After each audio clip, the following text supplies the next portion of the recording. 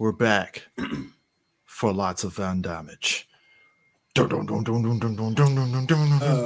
can't do this. Everybody, I'm or everybody, as I like to call it, the prequel to the movie Legionnaire. or as I like, or everybody, what we like to always say. Not only were we coming back to Van Damage, we're coming back to the package. We took, the thing in the middle, that makes everything go boom, boom, boom. That one. First off, Sue, why did you bring up Legionnaire? I remember when USA premiered that movie, and I didn't. Legionnaire oozes direct to VHS. It really does. does. Legionnaire is when I knew Hollywood was giving up on George Claude. Look, you know what it is? Okay, see, I want folks that to and understand hardcore. I knew it was over. This is why I feel it. We are in a good time where actors. I always say that I think all three of us we lived during a time period where if you were a movie star, the idea of doing TV was TV, and then if you were TV, if you got into movies, you were lucky. Like Ted Danson was an example of that. It's like he was in movies, but like he never gave off like a movie. Like the face, right? Tom Selleck was in a weird space because he was the movie guy, the face of movies. But when he got on TV, it was like, I don't know. PI, you were good. But after I felt like he was more. I know. See, I felt like he was more TV than he was movies because even when he did movies, I hate to be that person. They were always straight to TV the 80s. Movies. It worked out for him in the 80s, 90s. They definitely forgot. What did he do in the 80s? Well, okay, Quickly Down Under. Quickly Down Under. Quickly Down Under. Mr. Baseball. Mr. Baseball is a really underrated sports flick. Chris, we gotta do that movie. We gotta do Mr. Baseball. Anyway, but like he had his run. He had his run just like the Goot did in the 80s and stuff. And it's I give you that. But 90s they forgot about his ass. They were like, fuck that. Like I think with Jean-Claude, like Lionheart, he's coming off of Bloodsport and he's teaming up with the guy that helped write Bloodsport, and he actually directed no. I thought he did Bloodsport. No. He wasn't coming off of Bloodsport with this one. For Lionheart, he was coming off of Kickboxer. Okay, Kickboxer, my bad. Kickboxer was the year before. Yeah, my bad. My bad. The man that helped write Kickboxer, he liked his writing for Kickboxer and he wanted him to direct Lionheart. And the thing about Jean-Claude, like we just mentioned, like Jean-Claude over the years, and we've talked about it multiple times during Van Damage, there came a point in like the late 90s where it's felt like Jean-Claude's like stock was waning a bit. Like, and like I said, I believe that comes from his short-lived second win when he got that mullet for a hard target. There you go. And it went all the way up until what was that movie? The Quest. Yeah. I think whatever happened for Jean-Claude, this was about to be around that time. Put it this way, the flavor on the Jawbreaker was starting to disappear for Hollywood with him. Mm-hmm. Really, when you really think about Hollywood, the way Hollywood did him, by the time 98 came through, they were done with Jean-Claude. Yeah, because Legionnaire came out in 98, and that's when I was like, ooh, what the hell are you doing in this movie? It's so funny because like the 2000s was not good for Jean-Claude. It didn't help Jean-Claude at all. Meanwhile, Seagal, how did he survive? Seagal survived. He know what it is. We talked about two of those movies. Fucking, also the him and Ja Rule and him and DMX. That was the only thing that kept them up a little bit. And then after that, it just. I want to know who was. In case you couldn't figure it out, like I'm gonna appropriate this hip hop scene for a little bit.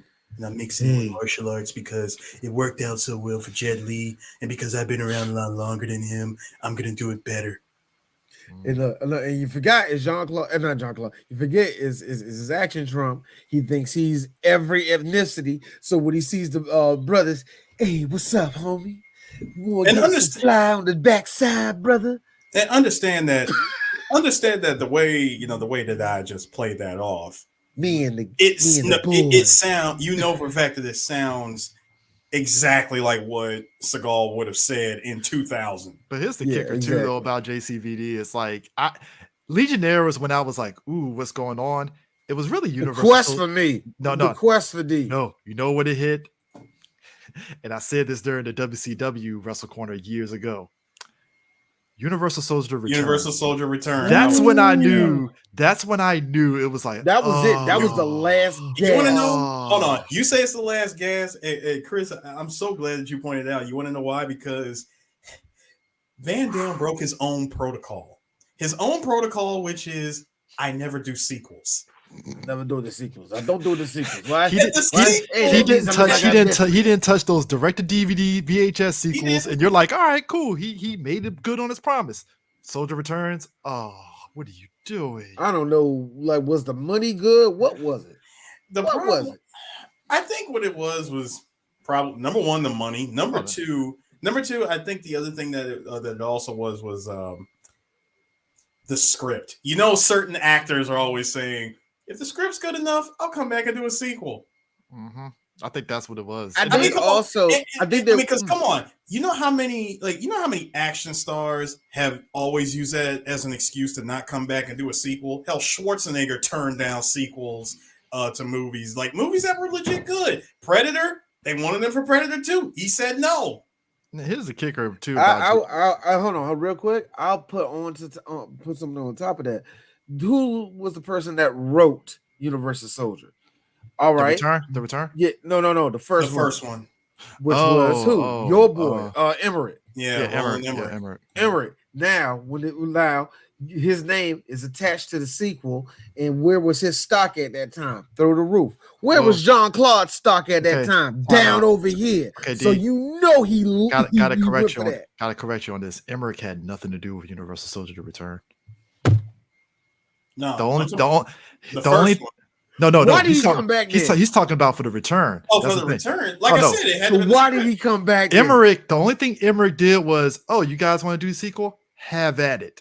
That's it. Really? Yep. Because wasn't he still riding off of Stargate? Emmerich and Dean Devlin owned the rights to it, and they basically was like, "Oh, you want to do a sequel? Well, we ain't gonna touch it. Y'all have at it. That's it." Wow. You have my blessing. Yeah, you have my blessings. Do it. I don't care. And here's the kicker. Jean-Claude, to me, he got a third win when he did that movie JCVD, which got critically acclaimed in like Cannes. And it was like, because, everybody did the whole thing of, Jean-Claude is so vulnerable in the movie. It's a good movie, to be fair, it is. But they were doing that whole like, he's so vulnerable. And then, the Expendables 2 and all that and stuff. But and then his TV, and then his little TV show. I got to be honest with you, man.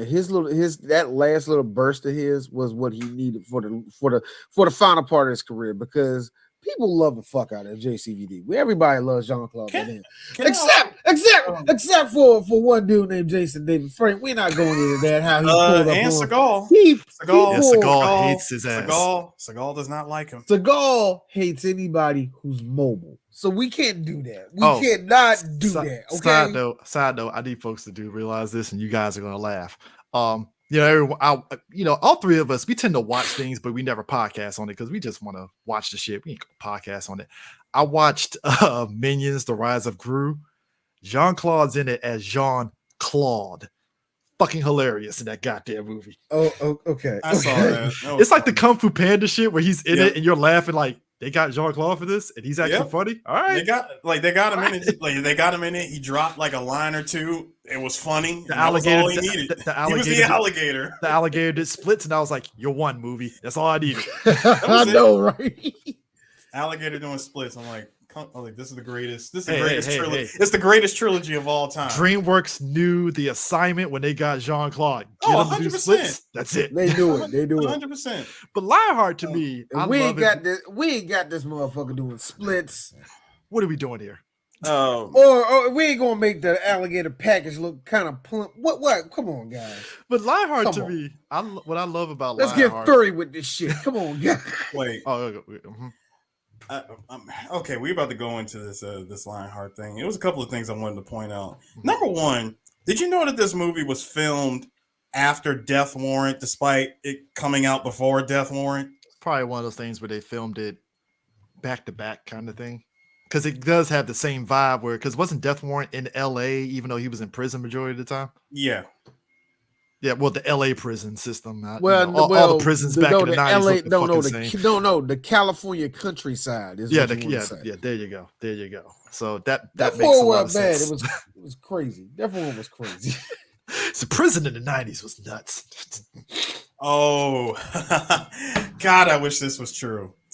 So a sequel was planned for this movie, but it never materialized. Thank you. Thank God. No. I don't think there should have been one. Legionnaire feels like a spiritual sequel. It does. No, but it's more of a prequel. Even though, yeah, Legionnaire takes place in 1920, so it wouldn't work anyways. That was even a prequel. That's also, our boy JoJo plot, man. No, it's great grandfather. No. It's the sweet home that inspired Resident Evil.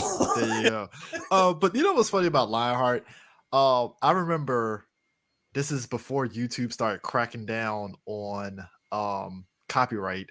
Somebody did a Mortal Kombat thing of Lionheart of all the fights, and it was perfect. They had the sound effects, and they had the meters and all that stuff. They took it down because obviously that's a lot of copyright shit. But I was so mad because I wanted to put that into this episode. It's fucking hilarious because it's like D said, this is like Street Fighter basically. I don't know why they use Mortal Kombat, but it's like Street Fighter. It literally is like Street Fighter beginning to end.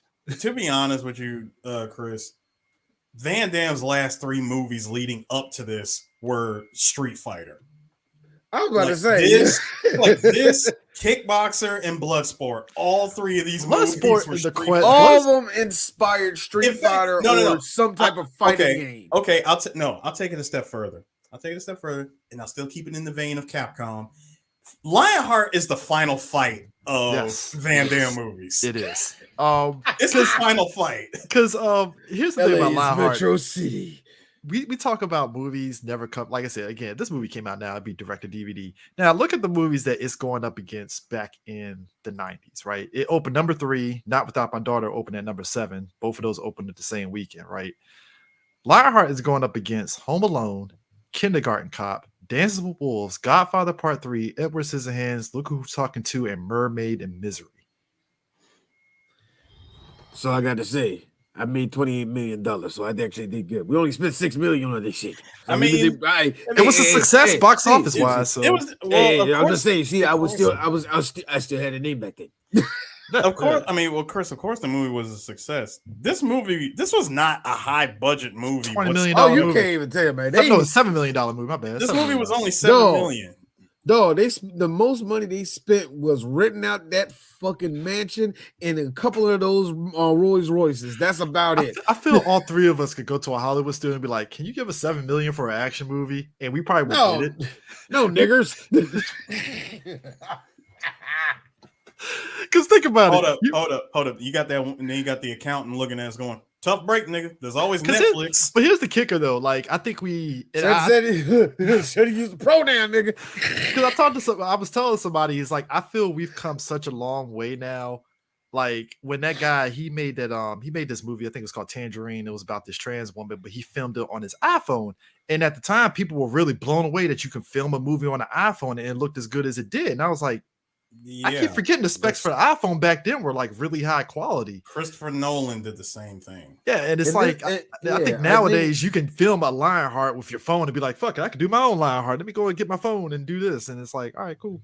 That's how I love that we're at that point of technology that you have a good quality camera in your fucking pocket.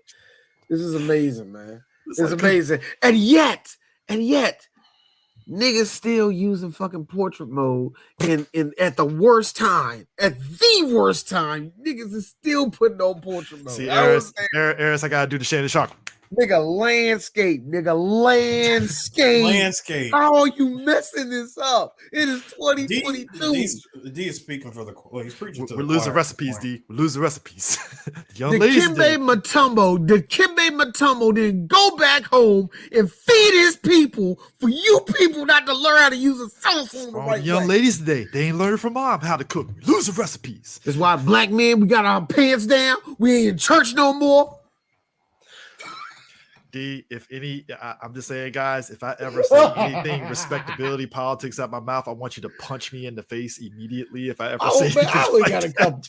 Like I only got a couple of I only got a couple of I will say respectability ones. Like it's like this, nigga. I don't want to see your ass, girl. It is 4 o'clock. Look.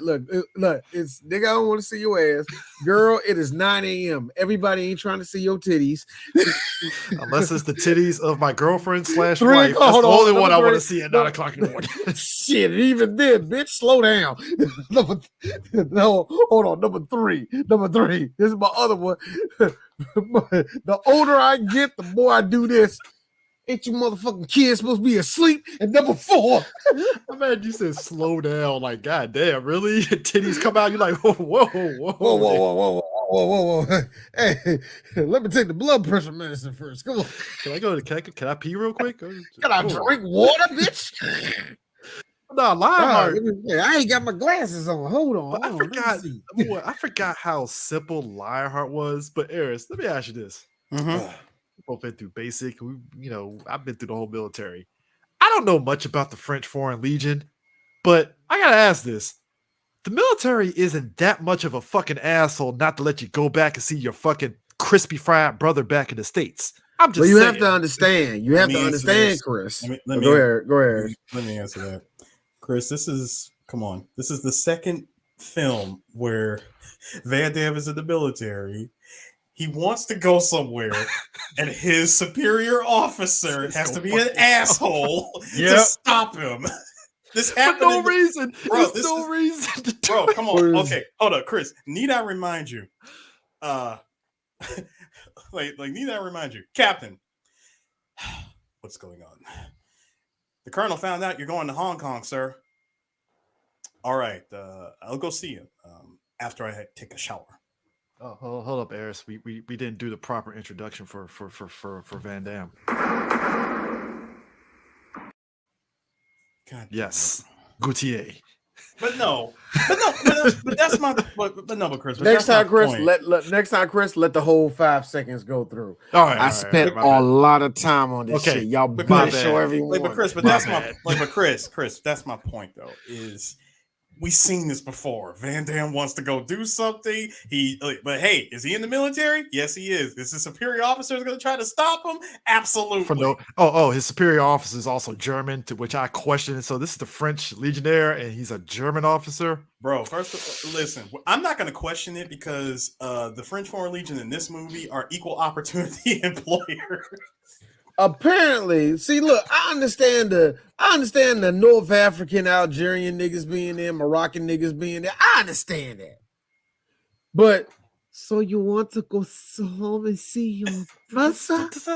This is not going to happen. By the way, we in the French Legion do not. I'm like, why are you German? No, see, he was. Why are you German? D. He was fine until he said, "I do not have the patience for this scheiße." When he said that, I was why did you say that? No. See, no. I would have taken out. Eris, I would have went with the idea. Eris, I would have went with the idea. Like, you're German. Yes. But I moved to Paris when I was 10 years old. I still have the accent. And as a 10-year-old, you decided to join the French Foreign Legion. Okay. And you still say Mein Führer only when I see him. I just like to point out, like, his brother is burnt to a crisp. Usually drug dealers, they break your leg, they break some fingers and shit. Usually. This man, for a drug deal gone wrong. It wasn't even a drug deal gone wrong, bro. This was a setup from the jump. But my thing is this: in normal circumstances, let me just point this out here because I don't want no black people to be like, you act like you from the streets. No, I'm not from the fucking streets. All I'm saying is this: understand the protocol. But the protocol, protocol. I would think in this situation would be break 2 legs, break some fingers, leave a mark to show them that you mean business. These motherfuckers said, "Hey, I want to burn you. Put this dude in fucking gasoline and burn him." I'm like, that's a little extreme. No, Chris. See, you're on that part. I'm over here saying, bro, where was the motivation to even burn him in the first place? Thank you. Like we heard from his wife that it was. I'm like, you're over here. Like, no, Chris, come back over here real quick. I need you to look at it from this angle. We had to hear from his wife like it was a drug deal gone bad. I'm like, it couldn't have been that bad that warrants him getting burned here. This like, man was sold. All right, real quick, guys. Straight up sugar. Sugar. That's little sugar got burned for it. That's a man. That nigga look like a hot dog when you burn it, and that one nigga in your family like, nah, let it burn. I like it when it got more of that black. He was looking like Vulcan in Metal Gear Solid 5. Bro, here's what was so. This is what was so dumb. All right, if you look behind him as he was sampling the coke. If you look behind him, you see both of the hired goons, number 48 and number 63, holding the cans of gasoline.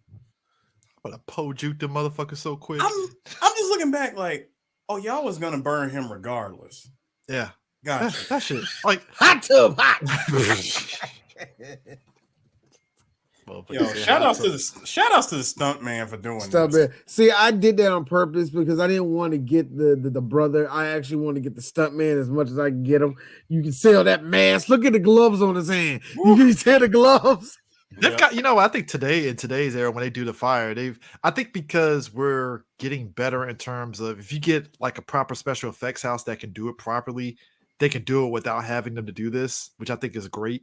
If they can get the actual fire effects in tech, you know what? I hate it when they do CGI fire, and it's like you can tell who rushes it and who doesn't. That's the thing. That's what sucks. God, man, you know what I mean? It's like, wow. So y'all looked at it twice before y'all said good. Nobody, like whatever. Hey, my man's internally in his head was like this. I knew you was gonna use that. Tell my wife I'm about to die, nigga. Hey, my man was, the fact that he said Leon with his last breath charred up to a crisp. Lion. So my man's like, no, it's Leon. Echoes. do. The echoing Leon. Somehow it echoed all the way to freaking North Africa. My man gets a letter 2 weeks late, by the way. My man, that dude, his brother's wife got the audacity to talk about, you didn't get here in time. I'm like, bitch, he's in North Africa. What did you think was going to happen? Like, come on. Also, I got a question. I got a good question. Did I leave you with a number? I just want to know. Because when I woke up today, I didn't wake up an asshole. So I just want to know, did I leave you with understand. Once he got the letter and saw what it was about, he had to put on this face. I know, right? To ask for permission. Man, can I see my brother, nigga? It's like, bro, this thing came 2 weeks ago. Why am I just now getting it? Man's white privilege couldn't help him out in that situation. But then again, that's man. Is this like white privilege negating each other? No. See, Belgian people the Belgium to French people are like, I don't know, nigga. So the point is this. Because here's the thing. About, bro. Hey, if Leon was a black man played by Omar Sy, they would have fucking pistol whipped his ass for even asking to fucking go home. I like, what, Chris? Here, a gold sticker for the actor pool. So I'm just hey, Omar Sy is French, so it works. First of all, this would be a bad movie version. Leon being played by Boris Cujo would have got shot, and we would have had no movie after that. To this day, I want Boris Cujo to actually be in the film where he speaks German. That's gonna fuck some black folks up, because there's some black folks that don't know that he knows how to speak fluent German, like straight up. So I don't know, man. I don't think that's ever gonna happen, man. I don't think the opportunity in the capacity that we wanted will show up. But can we really point it out that this shot of Leon, this is a better Guile than him playing Guile in Street Fighter. Because I think it's the aspect of what the movie wanted. Because you think about the Street Fighter movie, that director was really trying to do a lot. and it was just wacky and zany. And meanwhile, I like you think he was said, with trying to this make movie, he was really trying to make it an action film. He was trying to make it palatable for everybody to see. in this movie, this does feel like what if William F. Gow had to deal with some shit, and it's like, all right, I can see that. Now, I didn't bring this up. But last time we talked about Jean-Claude Van Damme, of course, it was on Bloodsport, and very good episode. Everybody go back and listen to that one. It's a very fun episode. But one of the things that we brought up was, about good old Frank Dukes. Now, here's the fun thing I learned about this situation. Now, Frank Dukes has credits on 4 movies of Jean-Claude Van Damme's, and this is one of them: Bloodsport and Lionheart. Lionheart is one of them. As a fight choreographer, Chris, I'm about to get there. So I looked around. The only thing I found of proof that he did this shit was some of the people who did the stunts on there saying that Frank pretty much shadowed Jean-Claude and didn't really do anything. He just got credit for it. So he got a check for just being there, essentially. You know what you should do, Carl? You should punch that one time. Oh yeah, I think that'd be good. I punched that time. That's all he pretty much did. I still don't believe he was. Frank got a participation check. Pretty much. But yet, if there, I haven't seen like top credit where it said fight choreographer for this movie. He got it for Only the Strong. That one I know, I still question that because I'm like, I think Mark Dacascos just was like, no, I'm doing the fight coordinator. I call bullshit on all that. He's like, I think Frank got his name up there. That's what I'm saying. I think Mark Dacascos was just like, I did the fighting coordinating, but I just now here's the one. Here's the one interesting thing in the situation right now where basically they tell Lyon they basically take Lyon because he was like in jail or something. They was going to put him like in the hole. They were going to put him in the basically put him in a sweat box. Yeah, sweat box. Which and wow, in the middle of North Africa. Which, by the way, y'all, I gotta say again, I just wanted to go home and see my dead brother.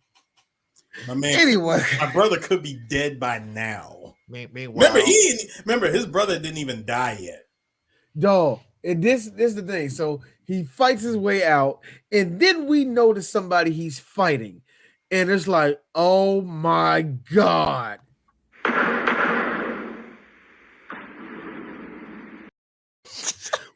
For whatever reason, we got Billy Blanks in this movie getting tripped up, kicked in the stomach, and rolled out the way. That was an easy catch. Tripped up, kicked in the stomach, and rolled out the way. I got a question. Why did you say, hey, I got a choice between a Honda Civic and a new Z? Fuck that Z. I have a question. Why does Billy Blanks get completely steamrolled, but the other guys he drops one bead of sweat against? I don't know. Justice for Billy Blanks. I know this is random. Justice. Yeah, we do. Here's the thing, y'all. Let's just keep it real. Outside of the black man that stays beside Jean-Claude for the rest of this movie, black people are 0-3 in this movie. Okay. Even then, with good old Hudson, okay, we found out my man was the top fighter until that white woman, the Jezebel, ruined it. Killed his mojo immediately. Not just killed his mojo, but bro, all right. It's like, what if Balrog was broke or something?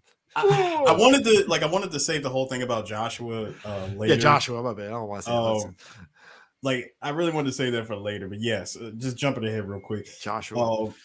So like Joshua, we find him doing the world's very first bum fights. Yep. Is it bum fights? Because everybody's looking pretty decent looking. Bum fights implies they look very just fucked up beyond belief. Well, Joshua, who you ask?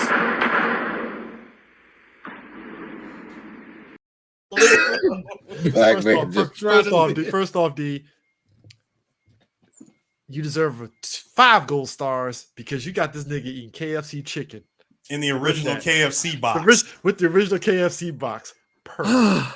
Perfect. You know what, Chris? Me and Eris was talking about this when we were watching Rocco's Modern Life. Like a joke happened where we knew nobody laughed at it, but me and Eris, and we said, "Hey, Steve Hillman up in heaven." We laughed. And that's what you just did for me. Thank you, Chris. Because bear in mind, I think I saved all the videos. I didn't see the Joshua one, but just now seeing, I was like, I would have picked the KFC one too. You're right. I would have. It's the best one. It's the best one because it's like I should be mad as a black person. They made this nigga eating chicken out of a bucket, but I'm not mad. I'm not hold on. It wasn't tear that shit up like a Negro should. I really think that 5 G's in his pocket. I'd be tearing some KFC. Bro, I really think that was a set. I think that was actually like an actual set. It wasn't even just all chicken. I really think somewhere in that box, that man got a biscuit and some mashed potatoes, bro. That is a set. Hey, them KFC biscuits were elite back in the day. Yes, they were elite. Yeah, unmatched. That's when they were still pumping all that lard into it. That was killing all those people in the Midwest. Hey, look. I didn't want to believe people when they said that the food in the 90s is different now. But you know what? You're right, Aaron D. They did give us lard in that food, and it was excellent. Boy, look, man. Look. I'm glad we as a people, we as human beings learned that we cannot do that and have a healthy life. Yeah. I miss that shit. I fucking miss half that food. Yes, I do. So the 90s was so real quick, y'all. Lyon goes from steamrolling everybody in the French Foreign Legion, which makes me ask the question: you don't need a whole army, you just need him. Yeah, I don't understand it. You really just need him. But that aside, my man hops on a Jeep, rolls out into the desert, and somehow that Jeep turned into Uncharted immediately. No, it did turn into Uncharted because I I'm like, bro, how they made it look like it was good. Because I want to know how much gas was in that tank? Because you managed to run that shit out, and then you're on foot in the next shot. Look. All right, I got a question. Real talk. How long was he walking, really? Because I have this feeling like he was only outside for about 20 minutes. Here's the weird part. They say they were in North Africa, and they made it seem as though they were on an island. And I'm like, there's no island as far as I know in North Africa. So, well, yeah, there's several, but even then, that's not. No, Chris, he was the point is this. He was trying. The point is this, Chris. He got to the coast way too quick. Yeah, he was trying to get to the coast. Well, we didn't see the nighttime shots of him walking, so.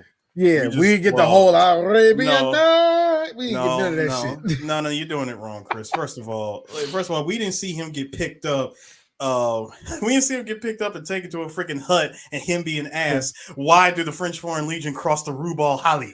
I do use going to say that. First off, Eris, time out.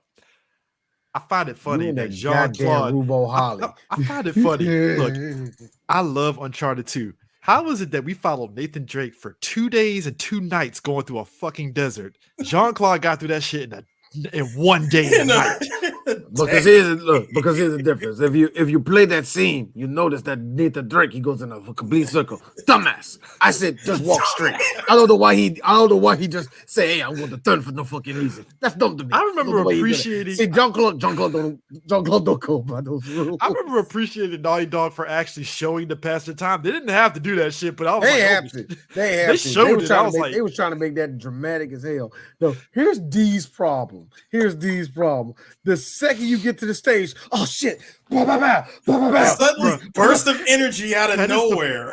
Folks, that is the funniest scenes ever because it's such a knee jerk. He kicks open the door and some dude with an AK is like, oh shit, Drake. I'm like, I don't even think he even kicked the door open. Like he stumbled. No, yeah, he stumbled. You gotta remember, this is Nathan Drake. Nathan Drake literally stumbles his way throughout all 4 Uncharted games. It's so abrupt because Nathan Drake had like 3 shots left in his pistol, and somehow he had enough to fucking kill the dude, and now he got an AK. I'm like, bro, come on, man. You go Joseph killed me. You go through that whole thing and manage to pull out an AK, a sniper rifle, several pistols, a rocket launcher, all of that shit just to get rescued by. You want to know the truth? By Salim. Hey, Eris, You want to know the truth? Hey D, yes. How many people who did you kill with more? Nathan Drake or Solid Snake? Wow, probably Nathan. Probably Nathan. Holy shit. Which made it even which I gotta admit, those are 4 that's what made solid games. That's what made the final D best line ever. I'm sorry, Chris. Best line ever from Uncharted 2. How many of my men did you kill just today? How many? I was gonna get to that because even the main boss is like, look, I might have snapped a couple people's necks and horribly killed them, but you killed like about 100+ guys. Like, I'm just saying, man, who's really the bad guy here? Like, come on. Even Liquid Snake ass solid. Like, bro, how many people? Like, how many genome soldiers did you kill on your way here to fight me in Metal Gear? Liquid, how many people did you kill just to get that high D? Whoa, brother. That's not the question. Also, slow your roll, brother. There should have been another option in Metal Gear where Snake is like, back. There should be another option in Metal Gear where Snake is like, actually, I didn't kill anybody. I tranked like 56 guards, so it's not my fault that you. I didn't really kill anybody. If you really think about it, I actually tranked Sniper Wolf, so she's technically alive in the desert. She's just faking that she got killed. So like, I don't know about you. Eric, I've been running around with this handkerchief and the SIG spray. Don't know what to tell you, man. Everybody's still alive.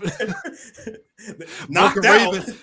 Vulcan Raven is still there. Just he got like 20 darts inside of him. He's still alive. Like no. I was just about to say Vulcan Raven. Like, where's Vulcan Raven's body, nigga? You ain't gonna believe this shit. Crows came out of nowhere. The Ravens came. I just tranked the nigga. The birds thought he was dead. You ain't gonna, no. That's just the best part. You ain't gonna believe this shit. I gotta be honest with you. With a black person, everybody, with a black person go, hey man, you ain't gone. You ain't gone. That is a 75% chance that he is telling the complete truth. I'm gonna say that shit. Man, you ain't gonna believe this. First off, there was 2 dogs. No, I'll be like, first off, this nigga sat there and said he is big in shaman. Never seen a shaman nigga in my life, man. I don't know what to tell you. I'm like big in shaman. Shaman? That shit you put on your ass? I don't know what you're talking about. Giant and shake. Oh yeah. Side note. My man Gaultier is literally working out while these 2 gentlemen.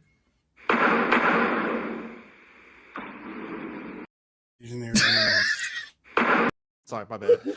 While these 2 guys are walking the docks, this dude is on the boat stretching out and shit, and then rando black guys like, get your ass down in the fucking thing and feel it. I'm like, whoa, I like how they always have in these movies, no matter where they're at, I will call African pirate. And it's like, what is his accent? African pirate.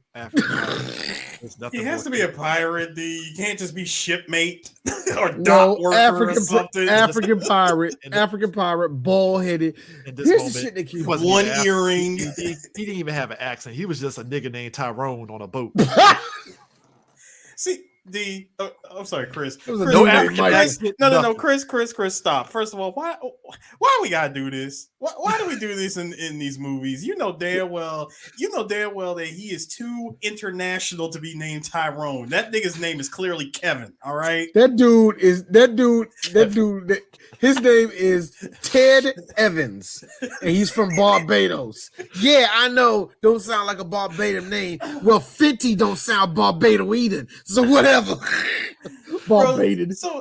My man was stretching in the background, playing his day, and apparently him having on the fucking Canadian tuxedo, a blue jeans, and a blue shirt was enough to disguise him. I'm like, how did he not notice this guy up there? Like, the shit that get me. And he did basically. He's doing this work of just throwing coals into the freaking fire, keep the ship in the running. Hopes, like just to get the ship running, in the hopes that the ship is supposed to take him to L.A. They took his ass to New York. And of course, man walked out and was like, "This ain't L.A. The hell is this? This is not L.A. This is the Big Apple. This is the Big Apple, the Rat City, where the Ninja Turtles fight at." Saw the Twin Towers and was like, "What?" Well, look at this and said, This is pre 9/11 New York. That dude saw them Twin Towers and was like, hold on, this is not LA. No, John Claude like this. Notice the cold breeze outside. Paris. Look, wait a minute. This is where the Teenage Mutant Ninja Turtles live. No, hold on, Eris. This is where the Teenage Mutant Hero Turtles live. Yes. Keep it European, y'all. Yes. I'm glad you kept tradition, D. Thank you. Come on, man. Look, me and Chris. I had to deal with that living over there, but go ahead. Hey, Eris, here's the thing. Because I always like authenticity with shit. Right before we was watching the first Black Panther, I was telling Chris, like, nah, when you talk African, you gotta use the longer words and shit. You don't say white person, you use colonizer. It's like you gotta use these long. He's like, it ain't police, it's constable. Like, what the fuck? It's like, what's the damn difference? It isn't judge, it's my lord, nigga. My lord. Also, you know what I'm saying? You gotta use that faux British mixed in with African, nigga. It's just amazing. He gets to New York, he yokes up the African pirate and tells him, I'm afraid I'm gonna have to leave your island, and dives into the fucking water and swims to shore. You brave, like excuse me, dirty ass Hudson River and shit. Excuse me, Claude. You brave, sir. You are quite brave. I do not and look, the African pirate over there like this. Don't worry. You'll never survive as a white man in the middle of New York City when you just blend in with everybody else. You will never survive. This man told him, you ain't got... He said, you ain't got no visa? My dude is 1990s and he is white. You be surprised he can rent a fucking plane if he wanted to right now. Oh my God, man. I'm sitting here and I'm laughing because he comes across the there's a big fight going down. As we said, our boy Joshua is organizing bum fights. Well, before the big fight, we get to see Lyon work a payphone. Yeah, work a payphone. Hey kids, you remember payphones? You put 25 cents in and you can make a phone call. What I loved about him in the payphone scene is, bro, he's talking to a legit operator. It's not that automated shit. And the operator literally tells him, hey, the number that you're dialing is not there and we don't know the replacement number. No, it wasn't that. It like the actual person in New York that he tried to contact through says, honey, I don't care. Like, if your sister, I don't care if your sister is the is related to the freaking mayor of New York. I ain't, if I don't hear the change drop, I ain't dialing the number. Oh my God, man! I'm just dying though because like he's doing that, and again, it reminds me of using payphones, and that's a thing that you can actually talk to a person that can tell you if they had a replacement number or not. Because back in the day, like if you left a certain place and you moved to another state, you had to be like, oh, here's my number for where I'm going to be moving to, blah, blah, blah. If you so choose to do that, you didn't have to. But, that's something I kind of had to remind myself of. I was like, oh, that's right. That was a thing. Damn. But them bum fights though, dog. Yeah, the bum, like I said, we get to the bum fight section of this final fight movie. I think at this point we're at stage 2B.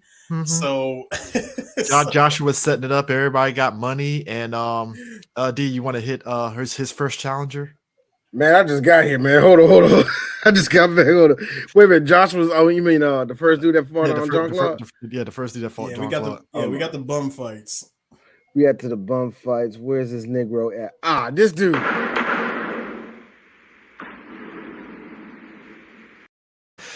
I had to put this in here because this is who he remind me of, and you're gonna die laughing, D. Our boy from Yakuza, Gary Buster Holmes, baby. Bro, that is him. Holy shit. Oh, that's the same dude. It's the same dude.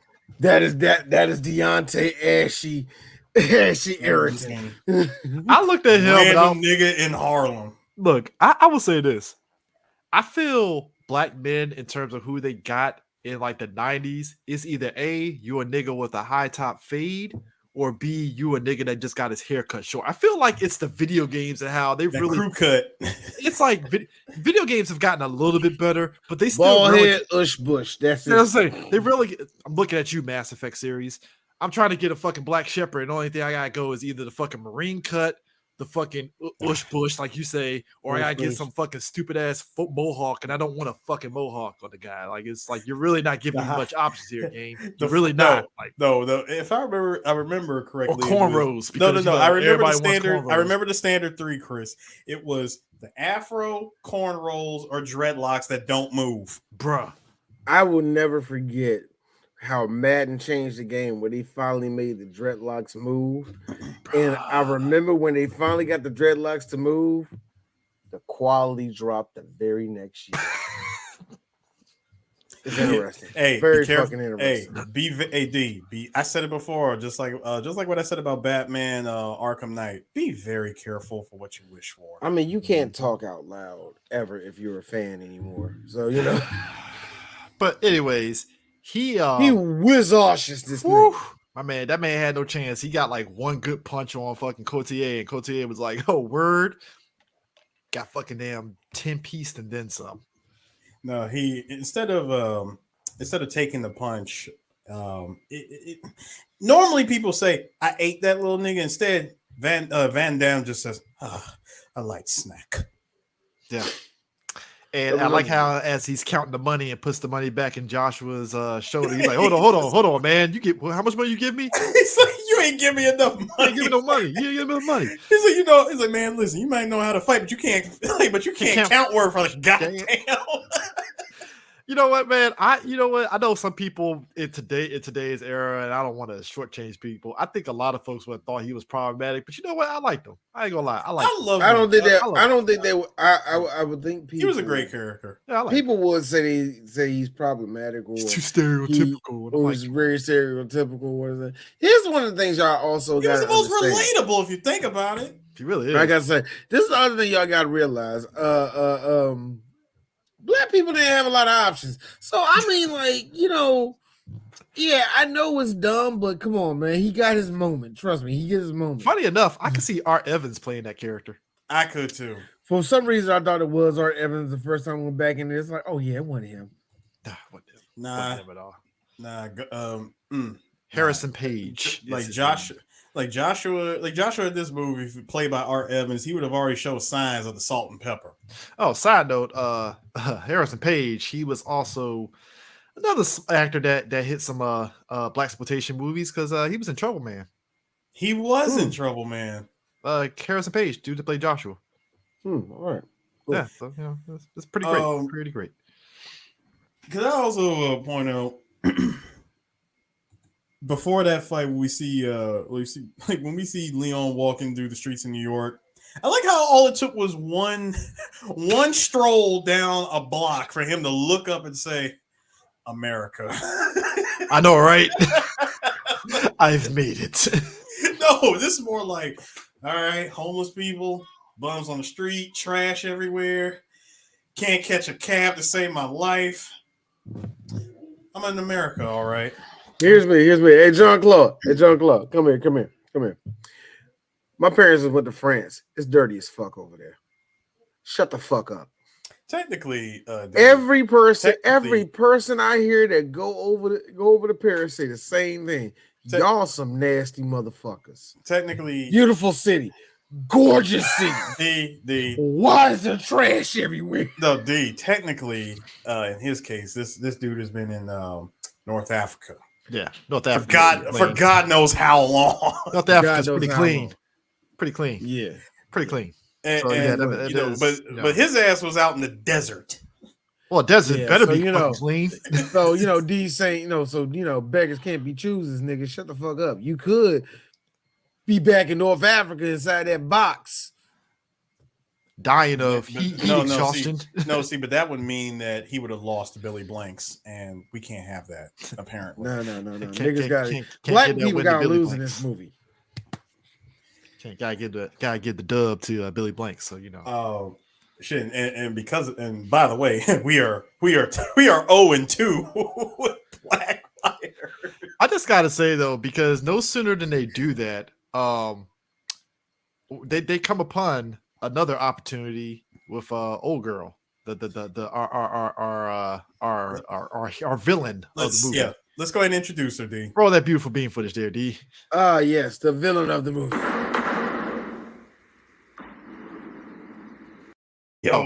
Rich. And her henchman. You gotta hit the henchman too. Yeah, let's get her. Hold on. First off, Rich and Evil Incorporated. First off, Rich. She didn't have no business. It's just Rich and Evil Incorporated. That's it. And her head goon.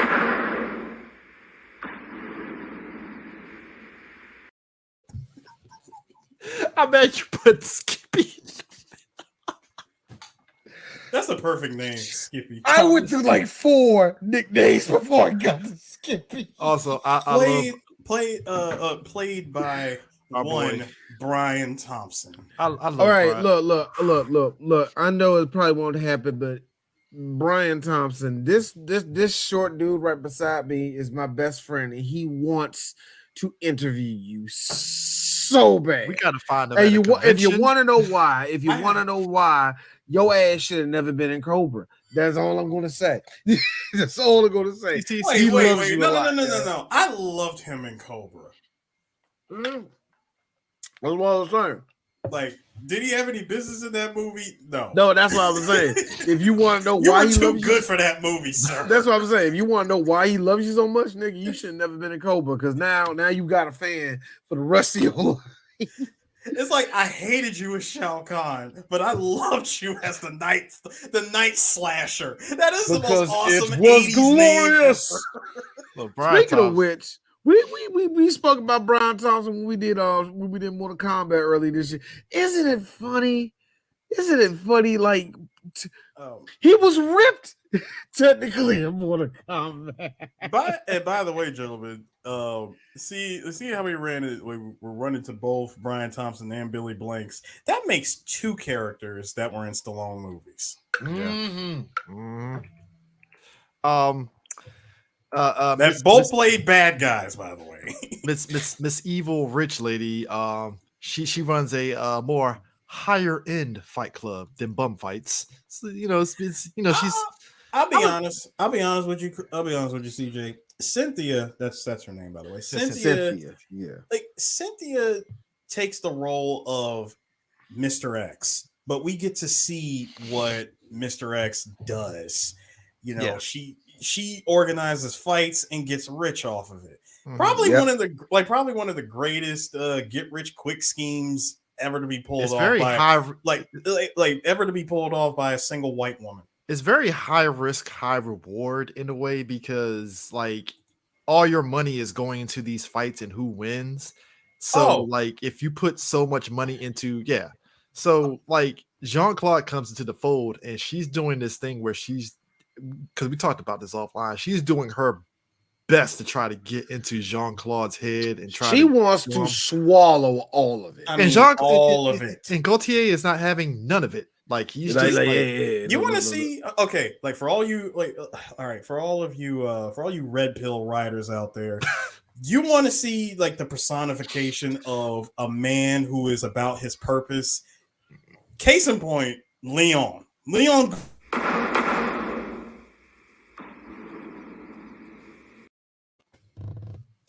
This man is about his purpose. Yeah, he is. Because he gets to LA after they before they got sorry. I'm sorry. Chris is crooked. No, I saw Chris. I saw him. Chris is laughing. But no, before he even gets to LA, they meet them in New York, and he has to get his initiation fight. He gets that initiation fight, aka he's got to fight what's his name? Bourbon. Hold on, D. Cue it up. Cue up his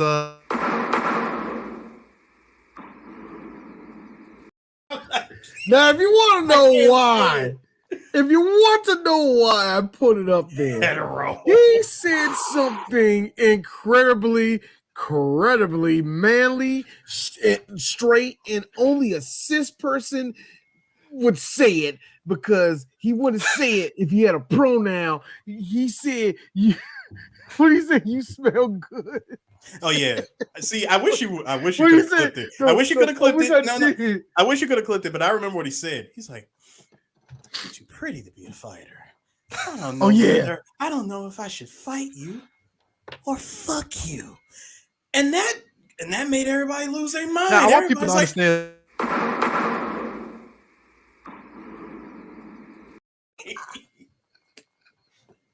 I just like to point out here, this initiation fight, 10 G's. That means 5 goes to Joshua, 5 goes to Gautier.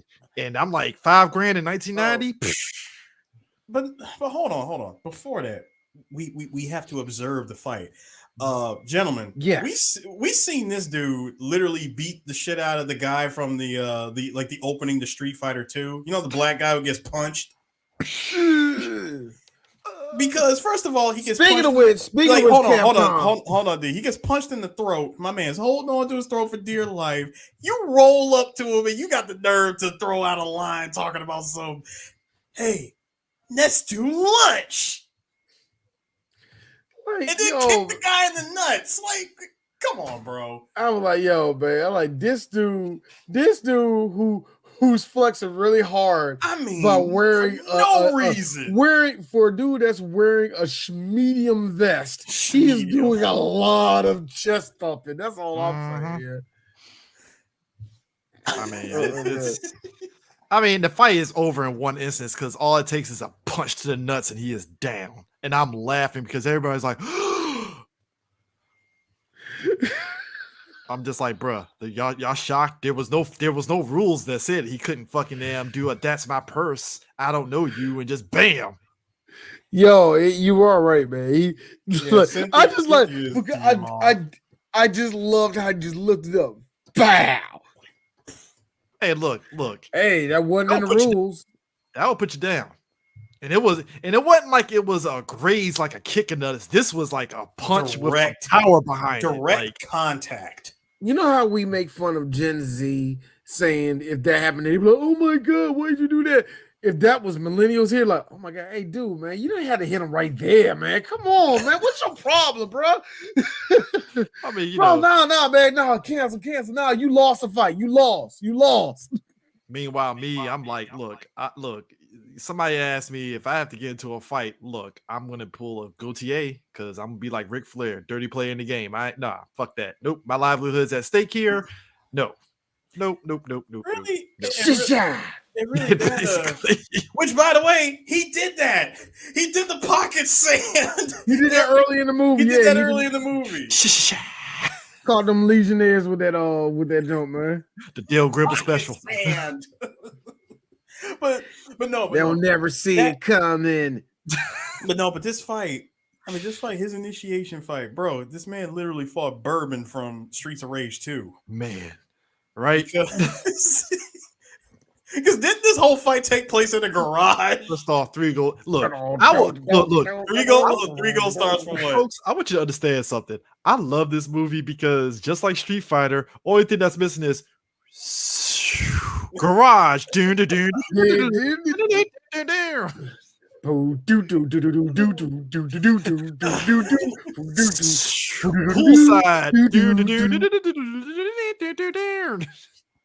They hit everything. Poolside, garage. Let's be honest. Also, y'all, by the way, not an ounce of ass in this picture. Not one second of butt cheek in this picture. My man is wearing a pink Speedo. Why? No. Check out my man. No, check out my man over there with the blue right there. With the Adidas swim trunks. I don't know if there's Adidas shirt trunks, whatever they are. You got 3 stripes. You look Adidas. It's 3 stripes. It's Adidas. No. Here's my thing though. He a hoe and he letting the girls know what's. I know, right? But look at my gains. Bam. All you gotta do is slip inside, baby. You know, yeah. Hey, check out season 5 of Miami Vice over here next to the bikini. Boy, he is so gonna do a line of coke off her titty. Now you see, this is what happens, gentlemen. When Hey, Eris. What? The girl with the white right there, she a freak. That's all I'm gonna say. Man, I can appreciate that, but she's a freak. She's a freak. But listen, no, go back to that. Go back to that picture. Well, wait. I need to point out something. See, this is what happened, people, when we've been so conditioned to seeing natural as well as BBLs that we don't take the time to appreciate what 1990, aka 1987 Part 3, is holding on to. First off, boy. Think about it. Look, there were black women that look better than these broads. There were. I know. Because right now, hold on, Chris. First of all, you're not going to see any of them in this movie because number one, we're on the high side of Beverly Hills. Yeah, I know, right? We're not. You know, here's the funny thing. Right now. I mean, not right. During that time, there was this dude in Seattle. Hey man, what's wrong, man? I gotta get into the studio. Why? Nah, I just gotta say how I feel, man. Yo, man, go ahead. I like big butts. Hey, Mix-a-Lot wasn't playing that day. Hey. Balls. One was it not Rick Berman? What's his face? White dude from Def Jam. Rick Rubin. Rick Rubin was the one that sat there told Sir Mix-a-Lot. So you might want to pause that song out because you got a hit.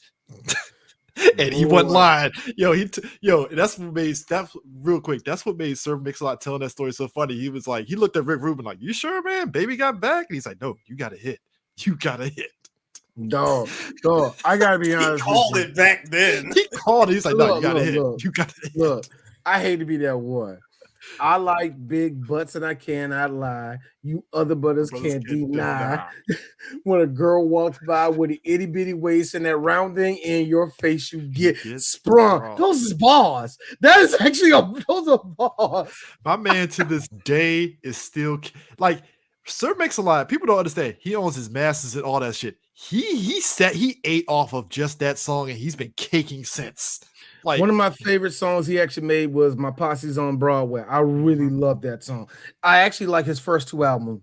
Sir Mix-a-Lot is hip hop. I think people really need to understand that. He ain't one hit wonder. He actually is hip hop. Like he was not a one hit wonder. He was one of the first West Coast people. He was in Seattle of all cities to do that. So yeah, to Seattle, the home of Starbucks. Sir Mix-a-Lot is hip hop, y'all. He's hip hop.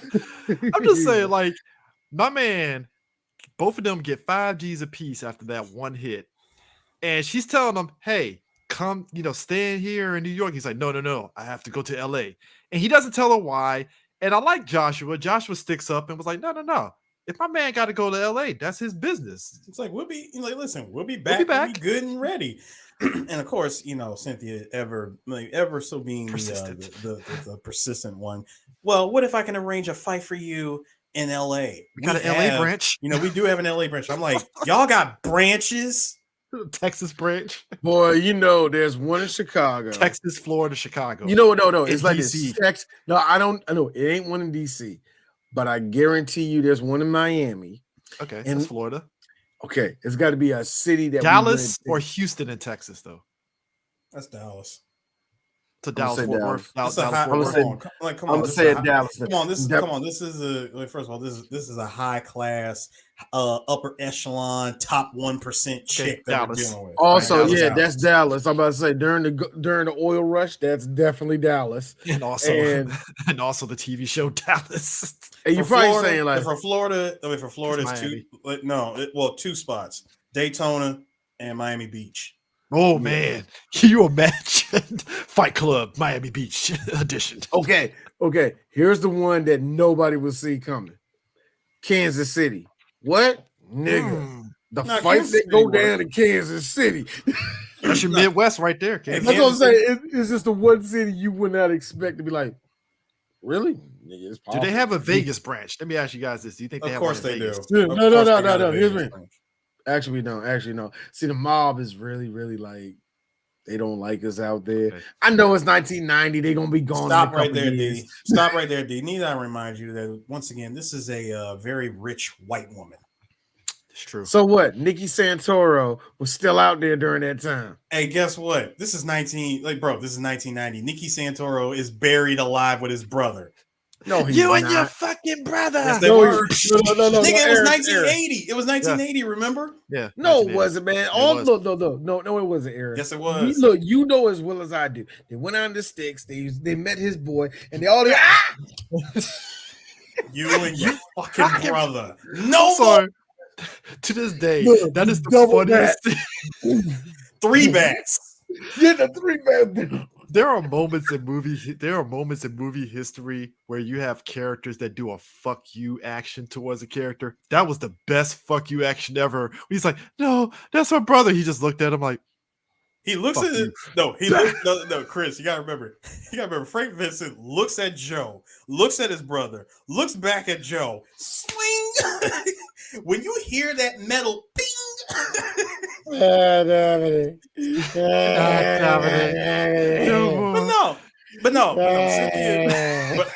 I'm willing to. All right, fuck it. I'll say it. No balls. You have no balls. First off, if that was me as Nikki, I would have already been like kick somebody in the nuts and try to get out. I'll be honest with you. I don't know, man. You got the real talk. You got these big. No, first of all, you got these 2 big ass Italian goons on top of you. I don't know how you getting out of that. Fair enough. But nah. No, you got bat. You look, 3 bats hit me. I'm acting like I'm dead already. So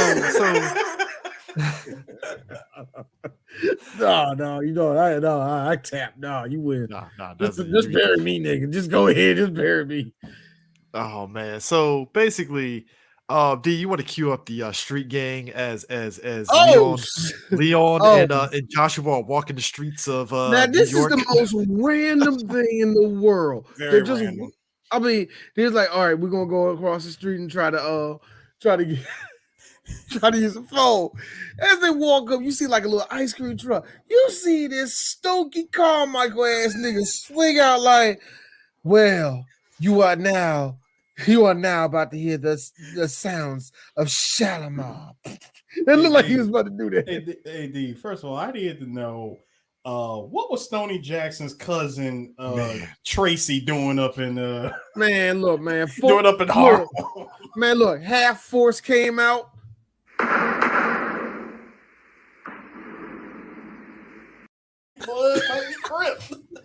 Who knows? Might be a brip.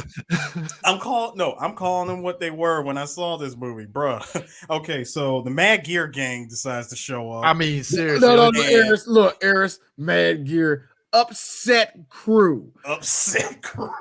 The Mad Gear Upset Crew. They're the B Squad. You know, when you can't get Rolento and Saddam. A quarter of force, not full force. A quarter of force. No, I got you guys. Basically, the this set of Mad Gear Gang is only all the black dudes with the yellow dreads and the skinny guys rocking the yellow hoodies. It's just them. Oh my god. Yo, Duck King and his boys will roll these niggas. Dog. With the bird. I love how Joshua pulled the fucking black old man strip and wrapped that fucking phone cord around old boy after he gave him the 2-piece. Meanwhile, wait. Hold on. Did y'all notice that Joshua did a full Tekken style carry combo to the phone? Yes. My man kept punching him to the phone. I was like, yo, wall carry? We got wall carry combo. No, hey Chris. We already doing the Yakuza aesthetic. He grabbed him, hit triangle, punch, throw him in the joke, wrap it up. Yo, he looked at my man and was like, "You want a piece of this?" My man was like, "No." I'm more mad because dude looked at you let a nigga that got a limp leg roll you. Like, no, I'm mad because his introduction, all of this fanfare, all this. First of all, my man literally pumped himself full of air just so he can walk up, roll up on Gautier, right? Hey, Eris. I like that you were in this scene. Yeah, the nigga right behind the dude right there with that was you. Wait, hold on. Wait, which one? The brother behind the one dude with the jacket on. That dude, dude with the G unit tank top on. That dude. I say that's you, y'all. I say that's him because at the end of that scene, right? Why was all these black folks just laid out on the ground? Stage your lucky day, punk. Yeah, it just ran off. He was the smart one. I'm gonna keep it real. Oh, black people. No. I'm sorry. He was the smart one because we just seen Muscles from Brussels, who is all 5'7", beat everybody's ass, and the dude that's like 25 years older than him washed the leader. So carry black combo. People are 0-3. So here's the thing. Well, hold on. If you count that whole game, technically, that's 0-7. I don't know. We don't. I know 0-6 because we don't count my man that said. So technically, it's 0-6-1 because the ties. My man said, "No, I'm not doing this shit." Oh my God! Look, man, look. The thing is this: it's not a bright day for the Negro race in this movie. Is what I'm trying to say. Unless you're Joshua, that's it. Joshua apparently is the only nigga getting money. So my man calls it a favor to Cynthia, and Cynthia basically sends him a plane ticket. And well, there was no Spirit, so I'm assuming what plane do you think they flew? TWA. TWA? No. TWA. No. Pan Am. It's 1990, bro. It's Pan Am was kind of who ended up buying out Pan Am? Midwest. I think Southwest or no, Continental did. No. Okay. You know what? I gotta read this one. I remember Pan Am kind of existed to like the mid 90s, I think. Yeah. I'm gonna know. Hold on. Yeah, because I was like, Pan Am. I remember they were kicking around for a minute when I was like in middle school. It had to be 1991. Wow, I thought they existed into mid 90s. Nah, 1991 is when they ceased. Wow. Yeah, I can see Pan Am. I can see Pan Am easily on their last leg. If this was Lionheart today, you're flying Spirit, nigga. All right. Nah, yeah. You get right on there. No. Frontier. Oh, you want to know who bought Pan Am? Who? Delta. Ooh, wow. Didn't expect that. Yep. Huh. No. Here's the thing. But you right there, you said that. Bought him for $1.4 billion. Woo! Man. You know, man, that's a lot, man. Pan Am was the big plane company at the heyday, so that makes sense. Right there, that remind me of that show on American Dad. They beat up all these people in the airport. She was like, "What plane you getting on?" Frontier. They'll finish the job.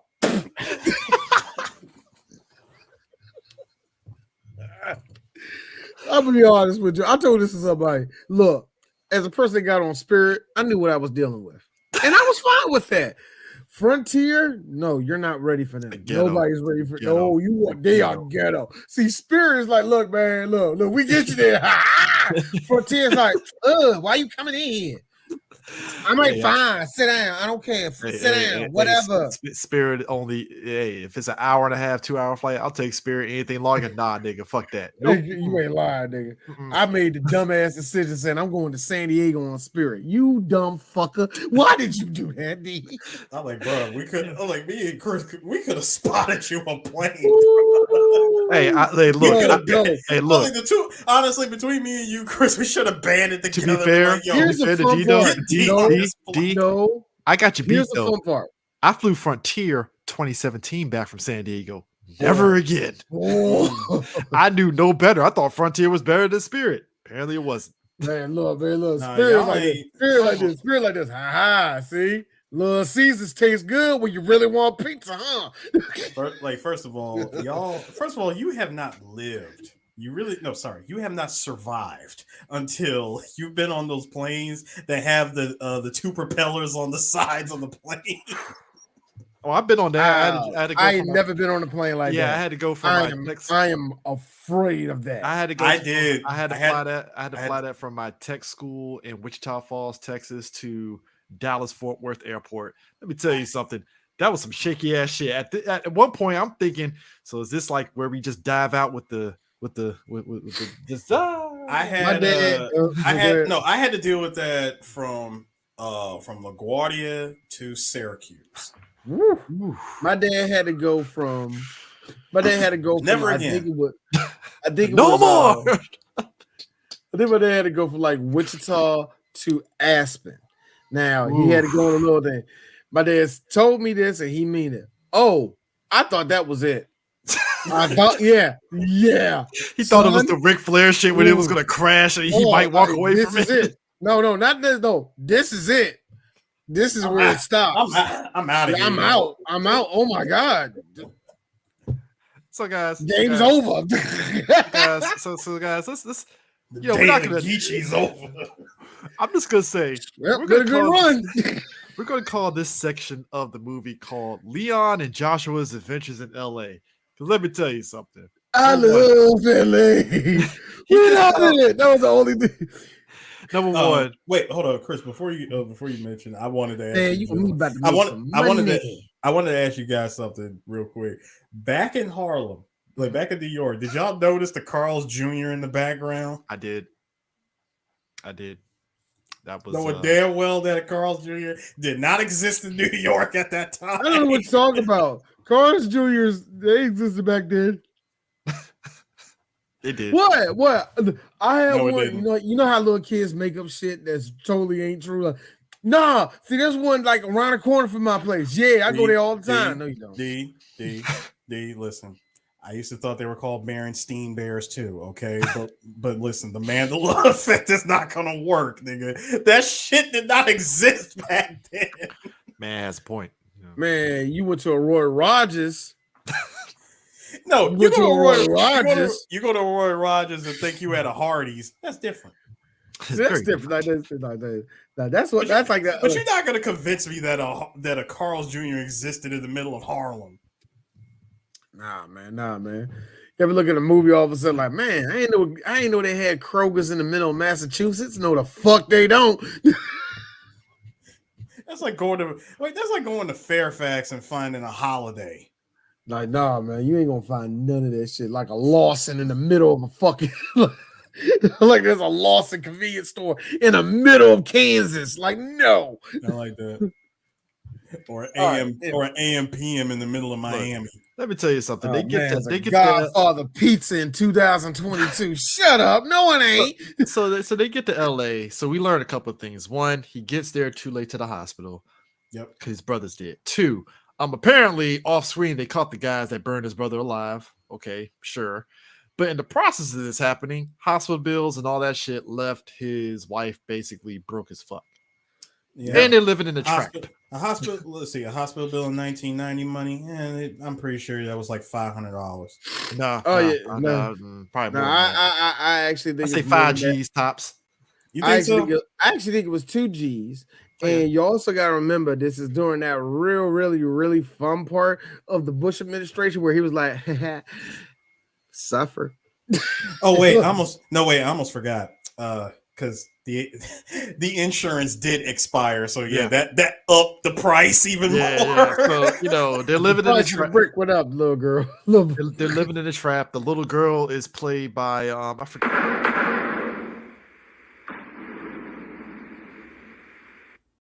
Hood. She is played by Ashley Johnson. She has done voice acting and she was in Recess. She was Gretchen in Recess. Yeah. It's kind of funny that she's actually an all-star. I think she's the only other person. I hate saying it like that. Outside of Brian Thompson, she's actually the only person that got credit. And like Ellie in Last of Us franchise. Mm-hmm. Really? Yep. Well, there you go. Like I said, she got it. I know she's still working, it's weird seeing these a lot of the actors that grew up now that we see in the movies. It's weird seeing them they were in this movie. Actors, all the kid actors. I would say this: the millennial kid actors were very versatile, very versatile. They used them like motherfucking Tic Tacs. It was done. Hey, gentlemen, y'all know the garage fight. Mm-hmm. AKA the initiation fight. Mm-hmm. So the You know the guy who was mad that he lost and said I could kick this guy's ass. Mm-hmm. You know who that was? Who? That was Lawrence Bender, aka this guy helped produce a large number of Quentin Tarantino's biggest movies. Lawrence Bender. That name sounds familiar because Lawrence Bender, actually, if I'm not mistaken, he was actually one of the guys that actually put together Reservoir Dogs. If I'm not mistaken, it was him and another. They did a bunch of what a lot of people consider B movies. They produced a bunch of them during that time. And right before, there's a story with it. There's a real story with it. But I knew I heard that name before. So that's kind of cool, man. I mean, because if you think about it, like, because now I'm looking at his whole thing. This is a guy that, like, yeah, he did a lot of basically a good. Actually, did damn near all of Tarantino stuff. Last movie he did though, Hard They Fall. So he's still out here working. Yeah. Like I said, it's kind of funny. You look before that, it's like, wow, this B movie central. But you think about it though, it is kind of interesting seeing a lot of these people that probably did dive into Hollywood as actors, and they somehow got tripped and hit into being producers and all those. Yeah, a lot of them, and yeah, like you said, it's like I think, and even in that, like Alex Winter, for instance, Alex Winter went from like, oh, he's Ted, but he became a writer, and then boom, now he's doing documentaries. If I'm not mistaken, just in that little group of people right there was like an actor, and two of those guys were like writers, and then you had Tarantino. Now all of them producers at this point. That happens. That always fucking happens that way, man. But to be able to pivot in that way, it has to be pretty great because you're thinking, oh man, I can't act anymore, but oh, I can produce now? All right, shit. All good right, to be white and Jewish, nigga. It's good to be white and Jewish. What do you want me to say? What do you want me to say? First off, we can't bring up Jewish folks. It's a little hot topic. Thanks, Kanye. Well, I'm sorry. Look, Jewish people are great. One of my favorite Jewish people is Joel Silver. Joel the Bump Silver, sir. Bump. Yes, thank you, Chris. I'm glad you remembered that. Yes, the Bump.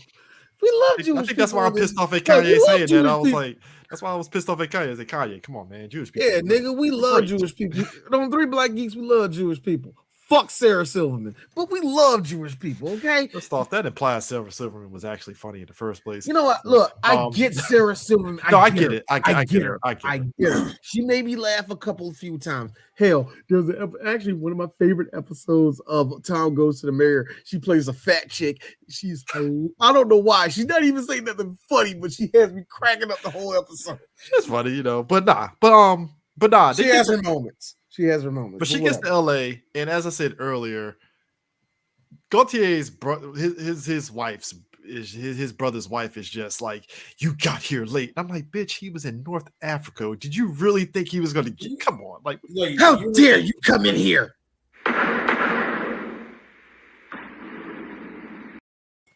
Do you have any idea what this man went through just to get here? And he's telling her this too, like, do you know, like, literally, like you said, Sue, telling her, do you know what I had to do to get here? Like, really? You want to know what I did? And then hold on, and then she hits him with classic 1990 angry white woman response, which is, that's too little, too late. I'm like, I'm sorry that you have to look double. You should have thought of that. I'm sorry that you have to. Up. I only had a one-word response to that. I'm like, skank.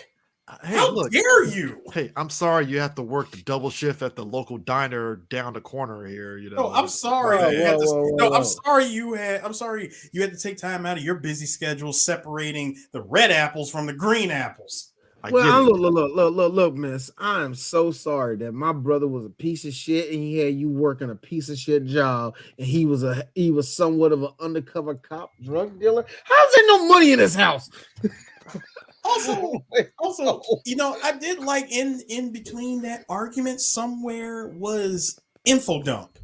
Yeah. There was info dump in that. Yes, it was. There was quite a bit of info dump. Like, then they had the audacity to look at him in his face and say, "I don't want your money." I'm like, "You are a fucking idiot. Take the goddamn money." It was so awkward when, like, look, I give you the money. You slid it under the door, and she opened the door. I was shocked she opened the door. I was really shocked she opened the door. I was like, damn. Okay, she opened the door. What got me was what really got me was that he really refused to do another fight for Cynthia, you know, because reasons.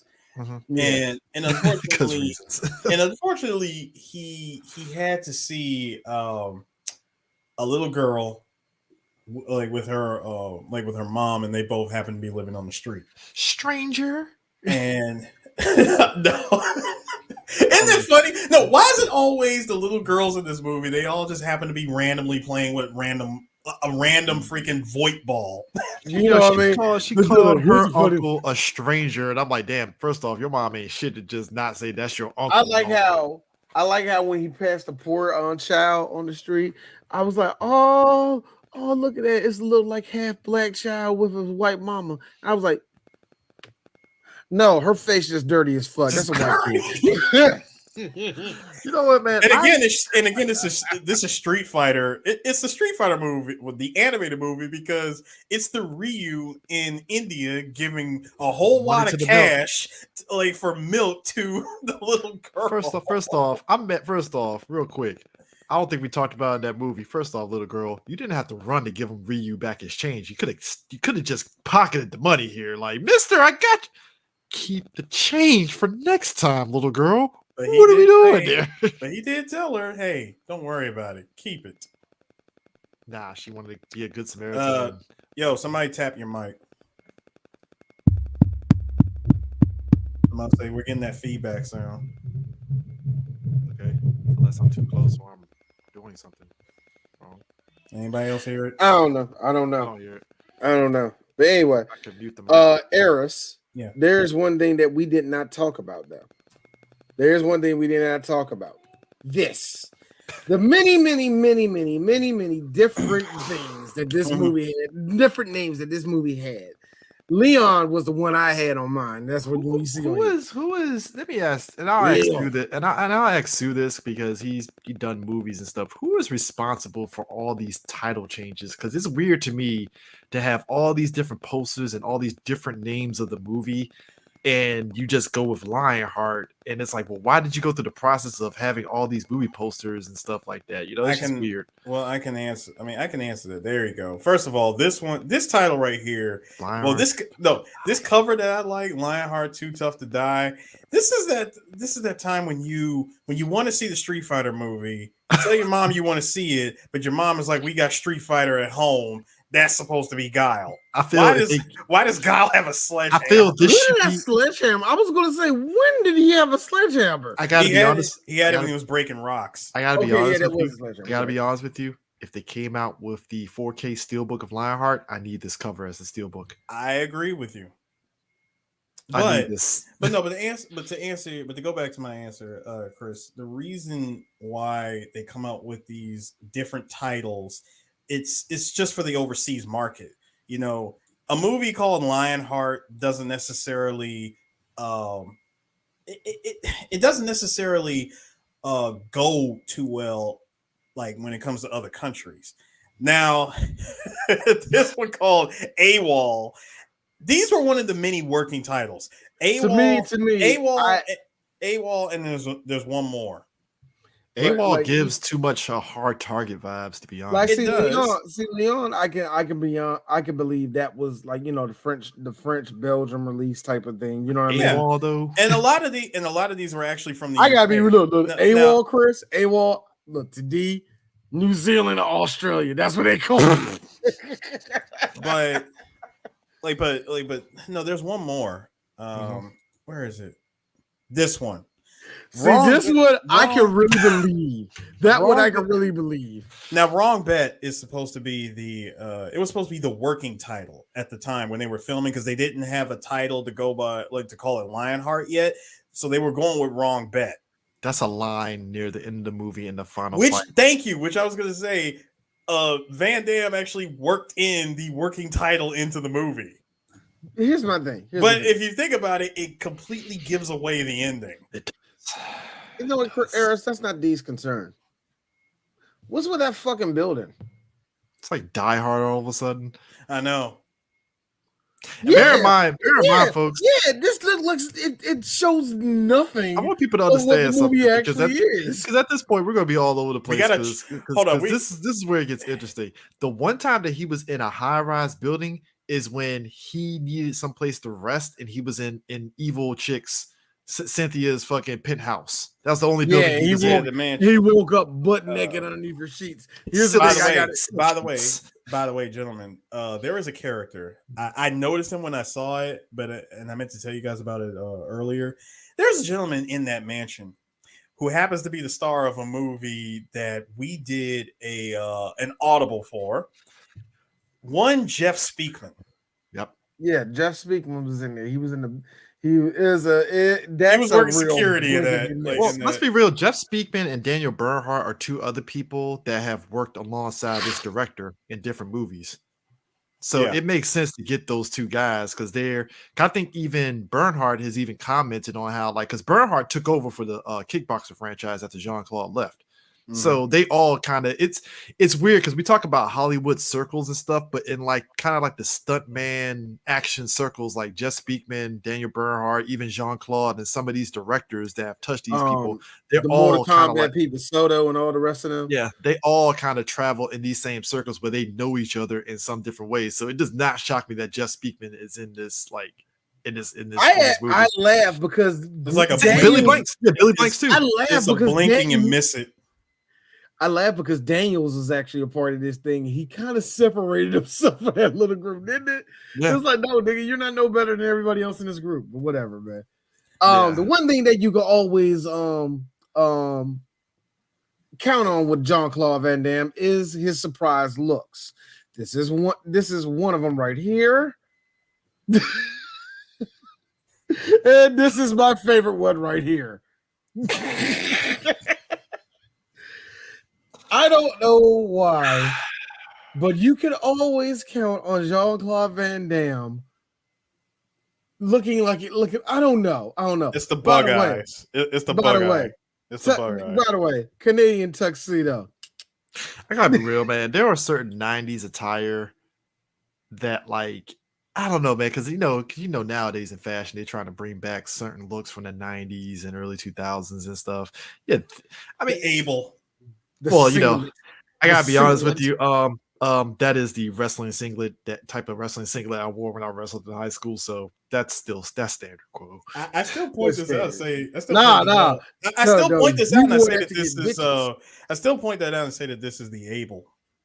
My man, look, this is Street Fighter 4 Abel. It is Abel, but let's understand this. It was the wrestling attire of the Olympics during the time before they switched over to something else different. But also, it's weird too because, like D said, that's the type of attire that you wore to get with. What's up? Something to point out here. So in this shot, you see the lion tattoo on like on Van Damme's chest, right? It's very faded a little bit. It is, but guess what? In one shot, it's here. The next shot during the fight, it's gone. And then when it comes back to him winning, and it's like complete, and then like it's back, but it's faded horribly. Okay. It wasn't that because they were playing, they was fighting in that water, and they probably did it like once or twice or something like that. That had to be. Now, there's one shot in this movie that's very interesting. It's when he's following his niece and trying to see their day and all that, and something comes up that makes me say, deep. Why? No way, D. I can't quite put my finger. I can't quite put my finger on it, but yeah. Why? Why are there 4 Latino men with guns drawn? No, 5 Latino men with guns drawn on them across the street from an elementary school. You want to know the sad part about that? I can already tell you the story. Hey, man, let's drop my daughter off to school, boy. Hey, yeah, let's do that, man. Yeah, let's do that, Holmes. Hey, man, the whole family will go up there because we're so proud of you. Yeah. Whoop, whoop. Oh, shit. The problem is somebody had a burner on them. Yeah. No, the problem, all of them niggas got weed on them. All of them got weed. No. You know, look, Mark over there, man. We're gonna go to jail, Holmes. No, they don't. No one's actually got weed on them. This is the one time the Vargos took the day off. The Vargos took the day off. They took the day off. One of them, they all wanted to walk their friend's kid to school just to see them all. But one forgot to leave the burner at home. D. Hey man, look, we all had to be here for Rosita, man. It just happens. We all had to be here, man. No, indeed, it just happens. It just so happens to be unregistered. So I'm just saying, why? Well, you got number one. First off, the shotgun was a little excessive. To be real. Second of all, if you're gonna have a shot like this, you. I agree. It's L.A. Don't question. Yeah, I'm not questioning. But here's my better Rodney King. Here's my better thing. Here's the better thing right there. If you're gonna give me a shot like this, at least have this in the background. You gotta be bad, you gotta be bold, you gotta be wild. So D, you want to bring up so obviously his brother's wife doesn't want the his brother's wife doesn't want the money. No, so he devises another way. As he's doing these fights in LA, he has Joshua go in as a life insurance agent and basically comes up with this lie like, hey, I got this check. Your husband actually filed a life insurance policy in case something happens to him. A secret. And she buys it. And so do you want to bring up the 3 fighters that he fights in LA? Yes, the 3 fighters he fights in LA. The first one, which is really interesting, they're in a parking lot. Next thing you know, you see this dude with a cute show up. I'm like, what the hell?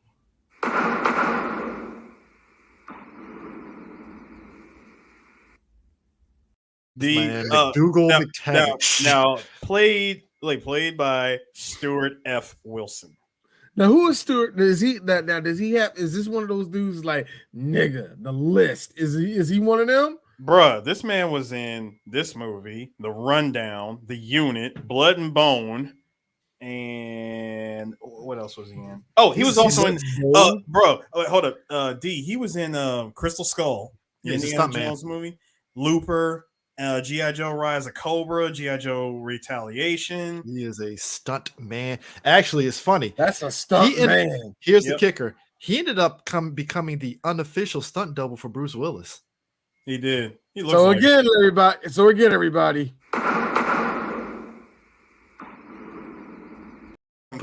I'm mad that you gave him 2 mix in his name. You got McDougal McTavish. Here's the thing. Because what I found out was the 2 other names I gave him. I was like, D, that's Irish. Oh yeah.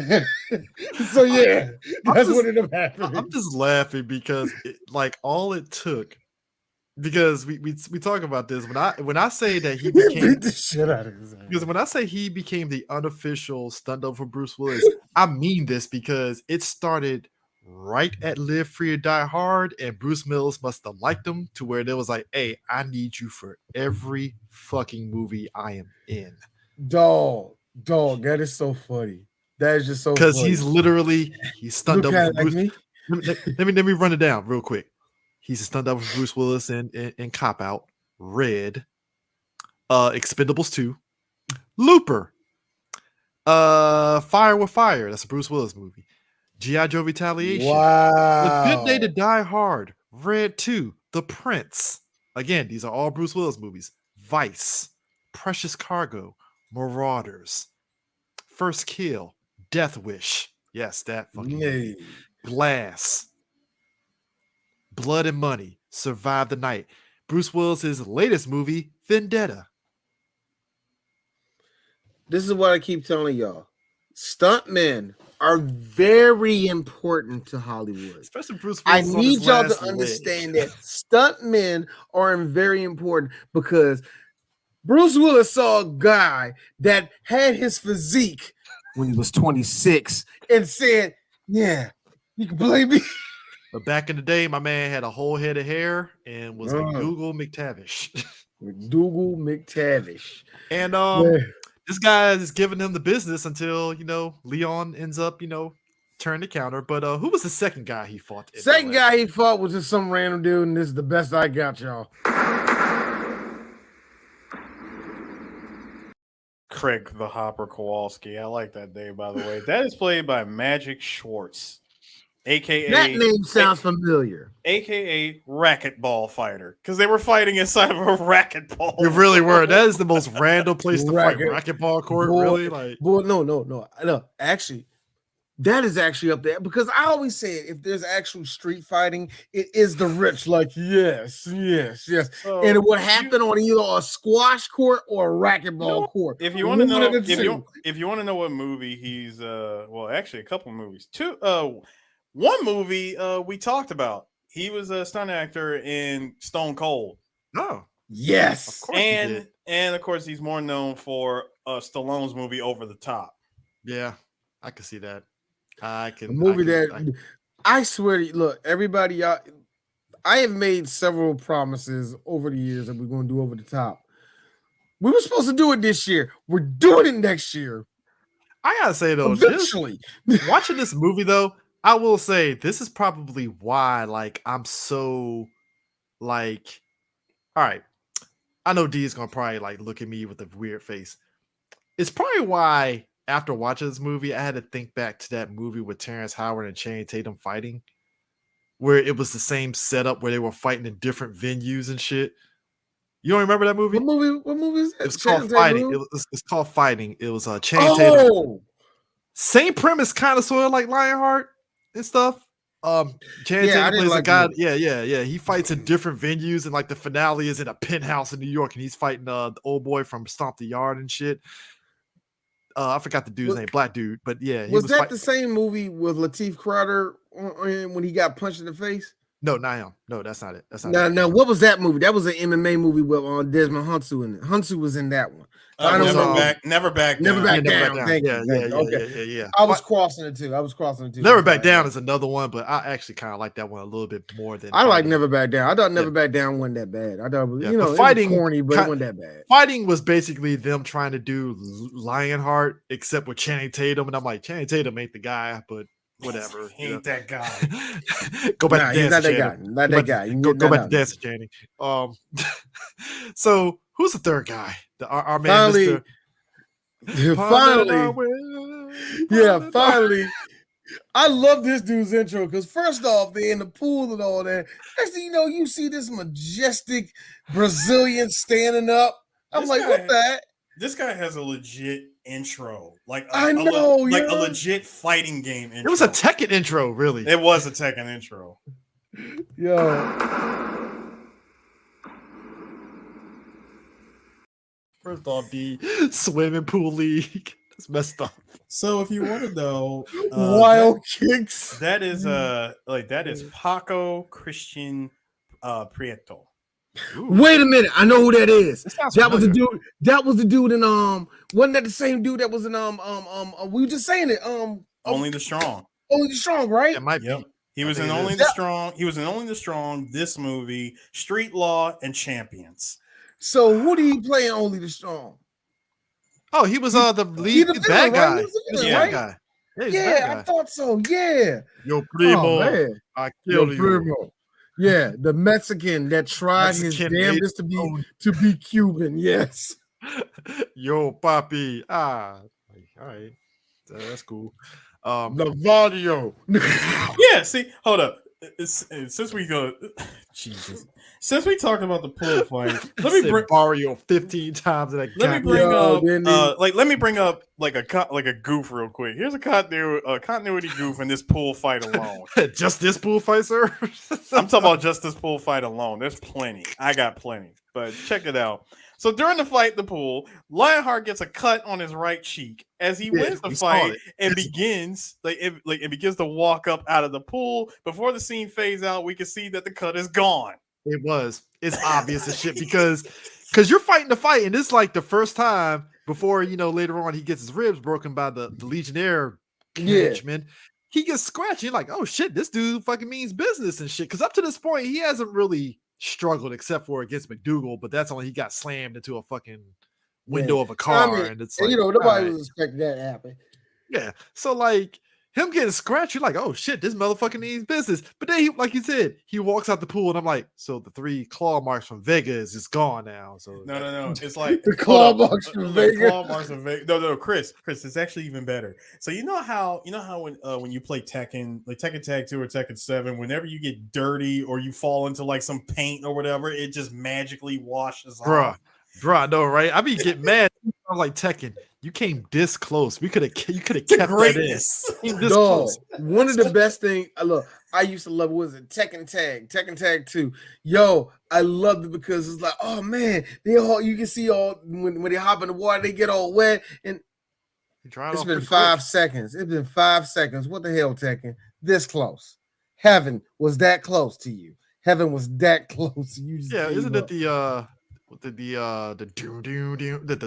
fountain thing where everybody gets wet? The fountain. It was one of the fountains. The fountain, the water literally springs up, hits you, and you're like, oh man, the graphics look great, and he's dry. Or better, or even better, unknown, like the unknown stage at the end of Tag 2. The second part of it. The second part of unknown stage.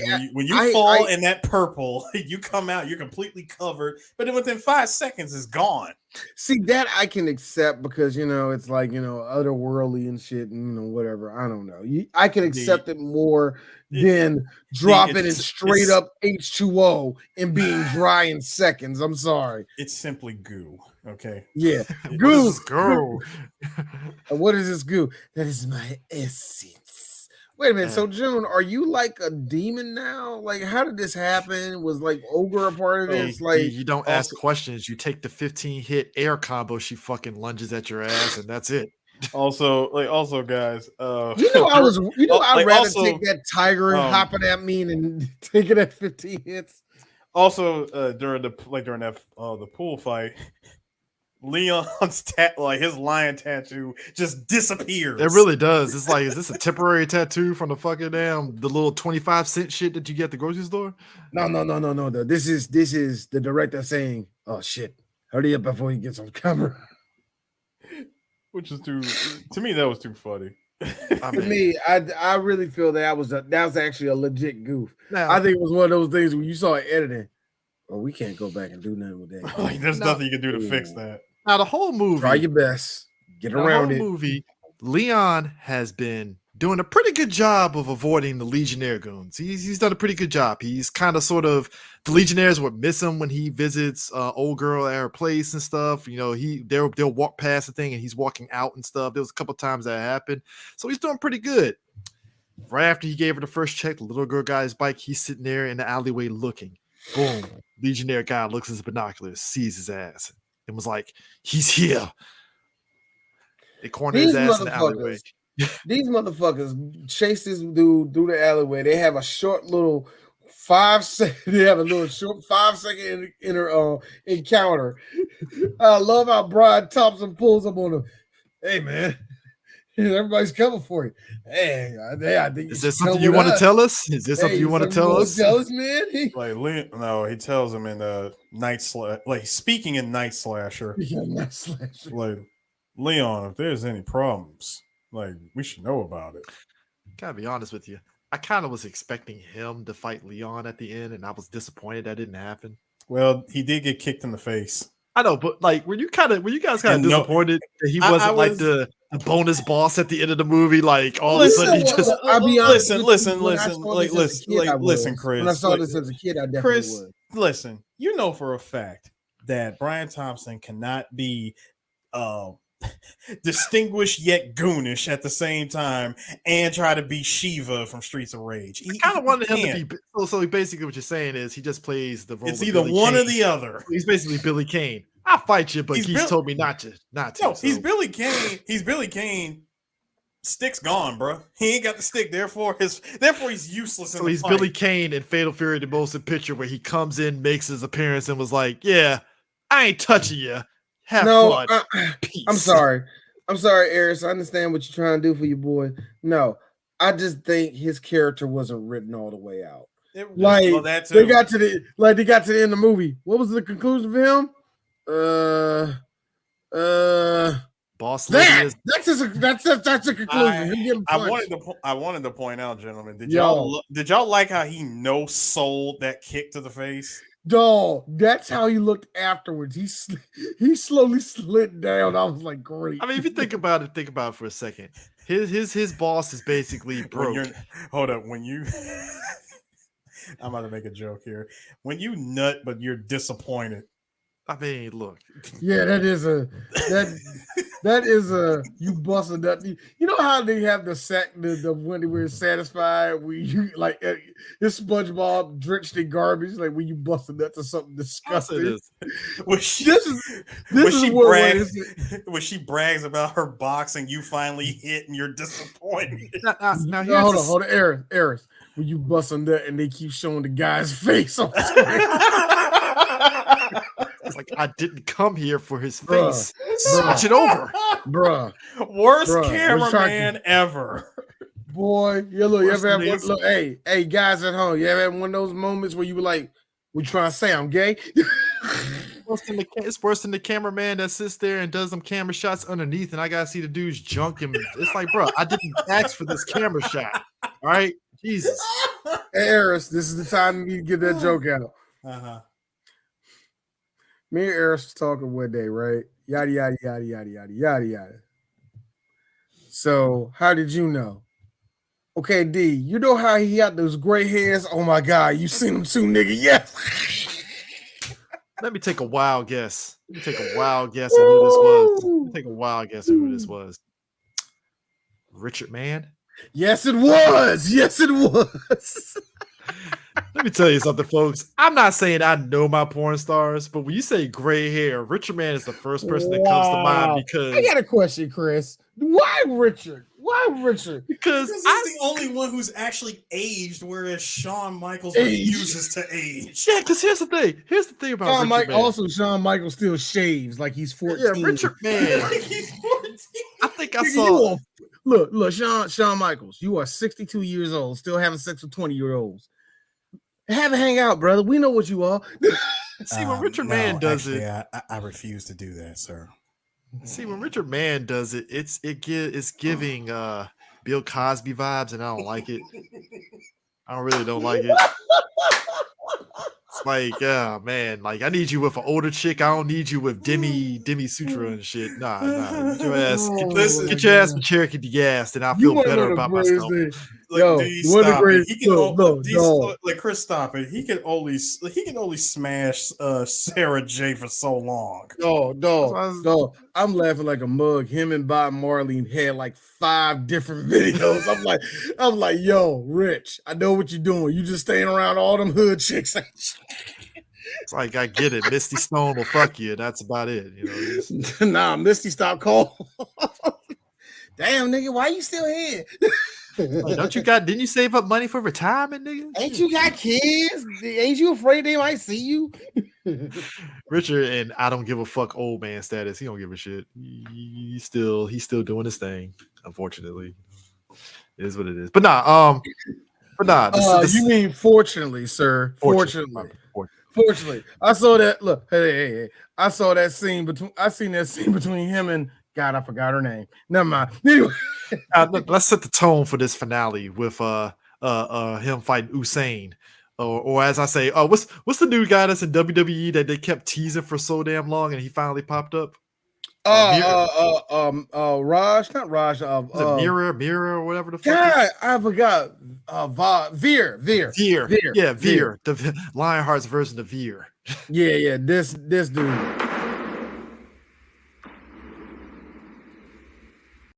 So set the tone. Now, why Brockman D? I ran out of last names. I really didn't know what funny thing to call him. I really didn't. Yeah, here's the thing. Gautier got a broken rib from the Legionnaire goons because they cornered him in the alley after the fight. So the Hispanic doctor was like, "Come on, Holmes, you look like you could fight. You need to learn the karate, man." I wanted to point out. I did want to point out something interesting about that doctor. The Mr. I grew up like doctor. I grew up in East LA. What's happening, Holmes? First of all, Caesar's cousin over here. First of all, it's Caesar's cousin. First of all, Doctor. I'm the only one that got out the. First of all, Dr. Terrence Marin over here is Terrence Marin. This man goes full East LA Latino. So you know what you need? You need karate lessons, Holmes, so that nobody will ever mess with you. I'm like, look at this guy. He's clearly in shape. I think he does. No. I think he does martial arts. Yo, look. It's the Batman effect. Well, looks like, Mr. Wayne, looks like your knees have really degenerated and your back has too. Also, despite you having an 8-pack and actually being able to flip very, very well, your shoulders are like need serious surgery. So I just have to say this. I don't think lacrosse is for you, sir. I really don't understand that. I don't, it reminds me of? It reminds me of that shit. You remember in the first episode of Arrow where they rescue Ollie from the island and the doctor was like, yeah, he has all these fucking injuries. How the hell he get all this shit on the island? Like, who's he fighting? Well, Hippocratic Oath. Not going to talk about it. hey, real quick, gentlemen. Go back to that Attila clip real quick. The Attila clip? Yeah. Oh. God, did I delete it already? Yes, I did. No, it's fine. We got a picture of him here. Pull him up real quick. Where's Attila at? Where's those glasses at? There it is. Okay, gentlemen, this is the first time that that him and Van Damme fight. It will not be the last. It would not, sir. These two would see each other years later in a little movie called The Quest. Yes, they would. Yes. As the Mongolian. Yes, the Mongolian, Mr. Imposingly large, 6'2".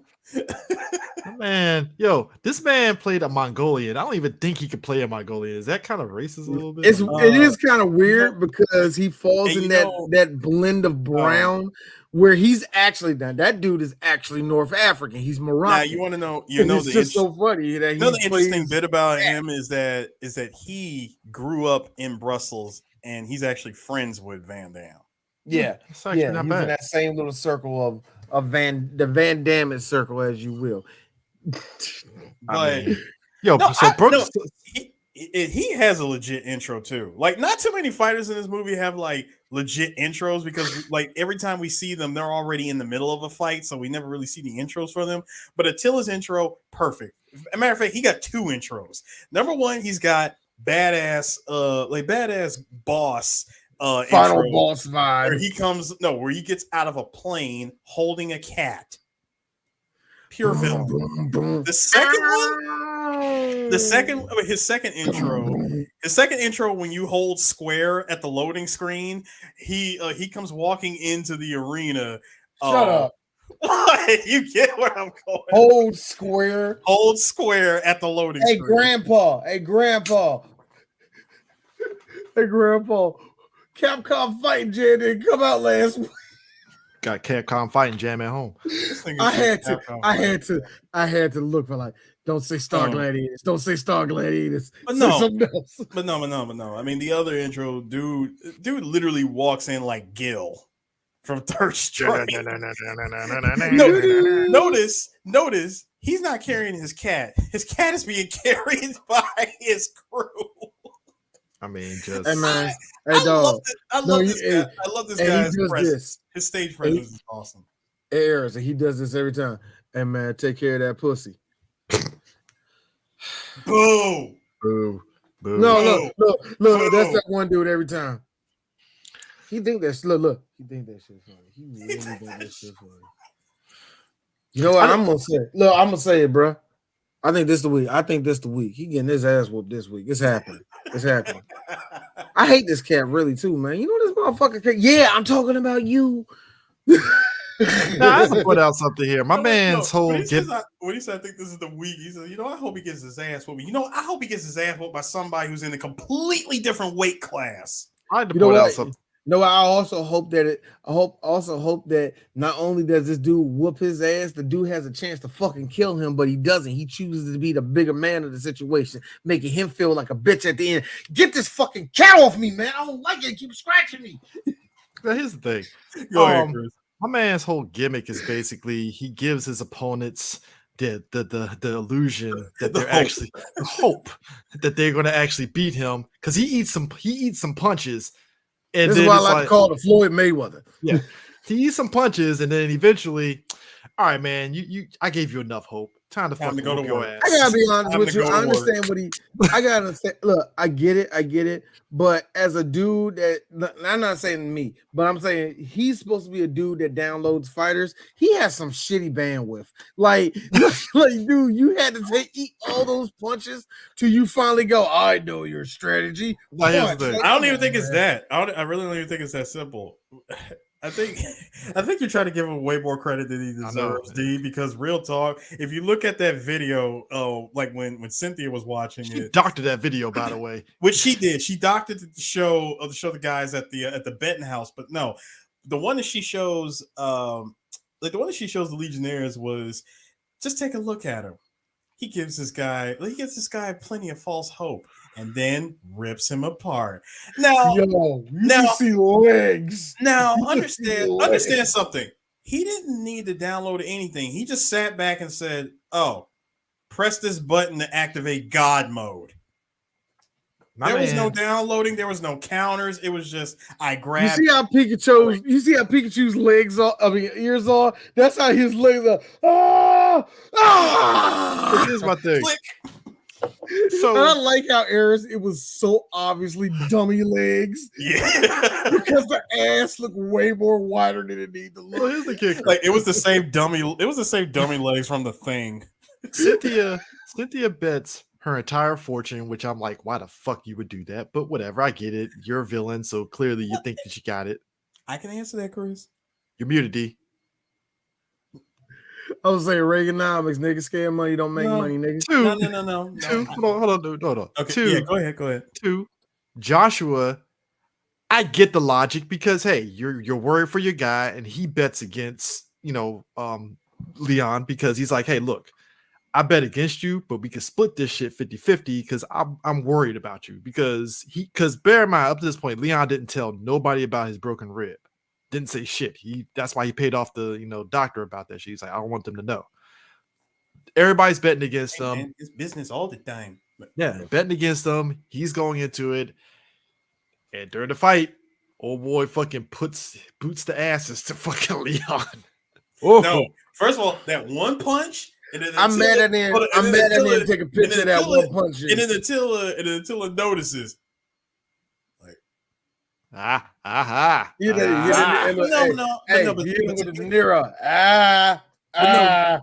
to answer your question though, Chris, of why would she do that? Because that's her whole gimmick. This is how she built her entire empire. Do you understand how I made this here at Rich and Evil Incorporated? It feels like hold on. Let me finish. You take a fighter, take him while he's good and in his prime. And then you bring in someone who can clearly wash him. You bet against him after riding with him for, X amount from anywhere from 3 months to 6 months. And then the guy that you use to bet against, he becomes your guy. Yeah. And then you just run with that until you get the next person that can wash this guy. Wash, rinse, repeat, white villain. We call this the Don King also, but But dude, this is what was popping in my head when she did that shit, though. This is how I win. I felt this, like, seriously. It's like, this is how. Folks, I need to tell you something. Uncut Gems has to be the most stressful ass movie to fucking watch ever. It is. That man, it's like that made me not want to. Up there. That shit made me not want to ever bet or play the lottery ever. I was like, fuck this, man. This is too stressful, man. They said that was based on a real story. Semi-real. I'm about to say semi-real. Like none of that shit happened. Ain't none of that shit. No. Happened. I feel there are people that are degenerate gamblers like that. So when I saw Cynthia do that, she really was like this when she pulled all her money up. Like, this is how I win. Yo, dog. Every time he look like. First of all, for Cynthia, just for just from her own defense, when you are denied that Yeah, you start betting against him. That's a spiteful bet, as we say. It is, dude. She went off a bet. It's spiteful betting, but of course she goes off of pure emotion. Because if Leon gave her some dick, she would have told fucking old boy Mir to be like, hey, take a fall, take a fall. He's gonna win. I tell her, fall back, fall man. back. First of all, she had to source that crap. Like yeah, she sourced this fighter to be the one to take out Leon because pre-internet, by the way. Because she was not, if I'm not mistaken, she was not going to hold on to Leon for long, especially when she found out, who's Helen Gautier? I mean, she had an exit. I think because Leon had an exit plan too, so it was already kind of like. Hold on. When she first asked Joshua, like, who is she? She used to be married to his brother. You know, like he fucking her. Like he does. You know, he sends some money to her from time to time. Is he fucking her, dude? Not even the heel turn. Just that he went from happy to, bitch. The man don't even open the door. He just gave it a look like, are you serious? Are you serious? Because he already knew. He already knew where she was going. He already knew it. Like he knew where she was going. She knew where she was going. So at that point, he's like, okay, arm's length with you people. I know what I know what this is about. Yes, I know. I never know when to quit, but at the same time, I know how you people are. So when he finally meets up with Leon and he tells him, listen, I put all the money on myself. And what's up? Real quick, shout out to them watching the video of Attila and her breaking out the remote the size of this big going. So, gentlemen, I'm like, that's a big ass remote. No, that's a big ass fancy remote. Mm-hmm. Yeah. Like a fancy 1990 remote to play a freaking VHS. But let me tell you something, man. Zenith spared no expense. But let me tell you. So when Leon told Joshua that he bet all of his money on himself, go back and look at those odds, bro. Leon had like 1.5 and Attila had a straight up 3. Yep. The odds. If he, bro. Now, of course, at the end of the movie, he wins. But what was circulating, the amount of money that was circulating out there was like $12 million in 1990 money. Mm-hmm. Yeah. Adjust that shit for inflation. What would that be today? I would say close to about 50. Yeah. Close to about $50 million. I would say just around about that area. Yeah, that's a lot. That's still a lot of money. And you know what? I will give this movie this. Because of that, we got a good moment. Ebony and Ivory. Do you like the single Negro Tear? The single Negro Tear. Nah, that's a double. Double. No, I mean at least in this shot is the single tear. I know he started crying all the way like I know why doing that type of thing. I call it Danny Glover talking. Hold on. So when he finds out about the broken rib and he tells him, look, dude, how are you expecting to go out there and fight? You got a broken rib. This ain't gonna go right, man. This dude is gonna kill you. Mm-hmm. And of course, Leon feeling really confident. Like, look, I can beat this guy. I have to beat him. There's a difference between I can take this guy. I can beat this guy too. No, I have to beat this guy. Nah, this shit gotta go down now, bro. Listen, I am not walking out of here unless I'm the winner of this fight. So when he said, listen, I'm going to take you away from this shitty business. I'm getting, I'm taking the family with me. Hell, even Cynthia could come with me if she wants to. I'm like, nah. I was just joking. I'm just saying. I'm just saying for an example. I didn't mean it. Now, were any of y'all, did any of y'all have that Tupac song playing in the back of your mind when he said that shit? What you won't do? I'm a sucker for love. Not me, man. I'm like, I had that song playing in my head. I'm like, Van Dam, stop. Like Leon, no. I get it, Leon. Yeah, she was hella thirsty for you. But that was way earlier in the movie when you kept dismissing her advances. Bro, she took you clothes shopping. We got a nice 1990 montage of you trying on clothes. And she and on top of that, we got some nice S assault happening in the dressing room. Also, I just got to be real with you. We all saw it when they had that upshot, when they had that overlooking shot of Van Dam. I saw that dick, nigga. I saw it. That's all I'm gonna say. I saw it. That's all I'm saying. All I'm saying is he's telling this dude. Look. It was pronounced. That's all I can say. I just liked how Joshua sits there and tells Leon, I bet against you. I'm trying to save you. And here's Leon saying what we said earlier. Wrong bet. Cena mode activated, and he proceeds to just beat the shit out of Attila. Before that, no. Him finding out, number one, Cynthia bet against him. He knew it. And then finding out that Joshua bet against him. Did you see the way that Van Dam got back up and ready to continue that fight? No one believes in me. Yeah. Why y'all keep showing this show? Because that's how he was, man. He got his breath. It's like, I'm about to kill this guy. Beats the shit out of Attila, wins, right?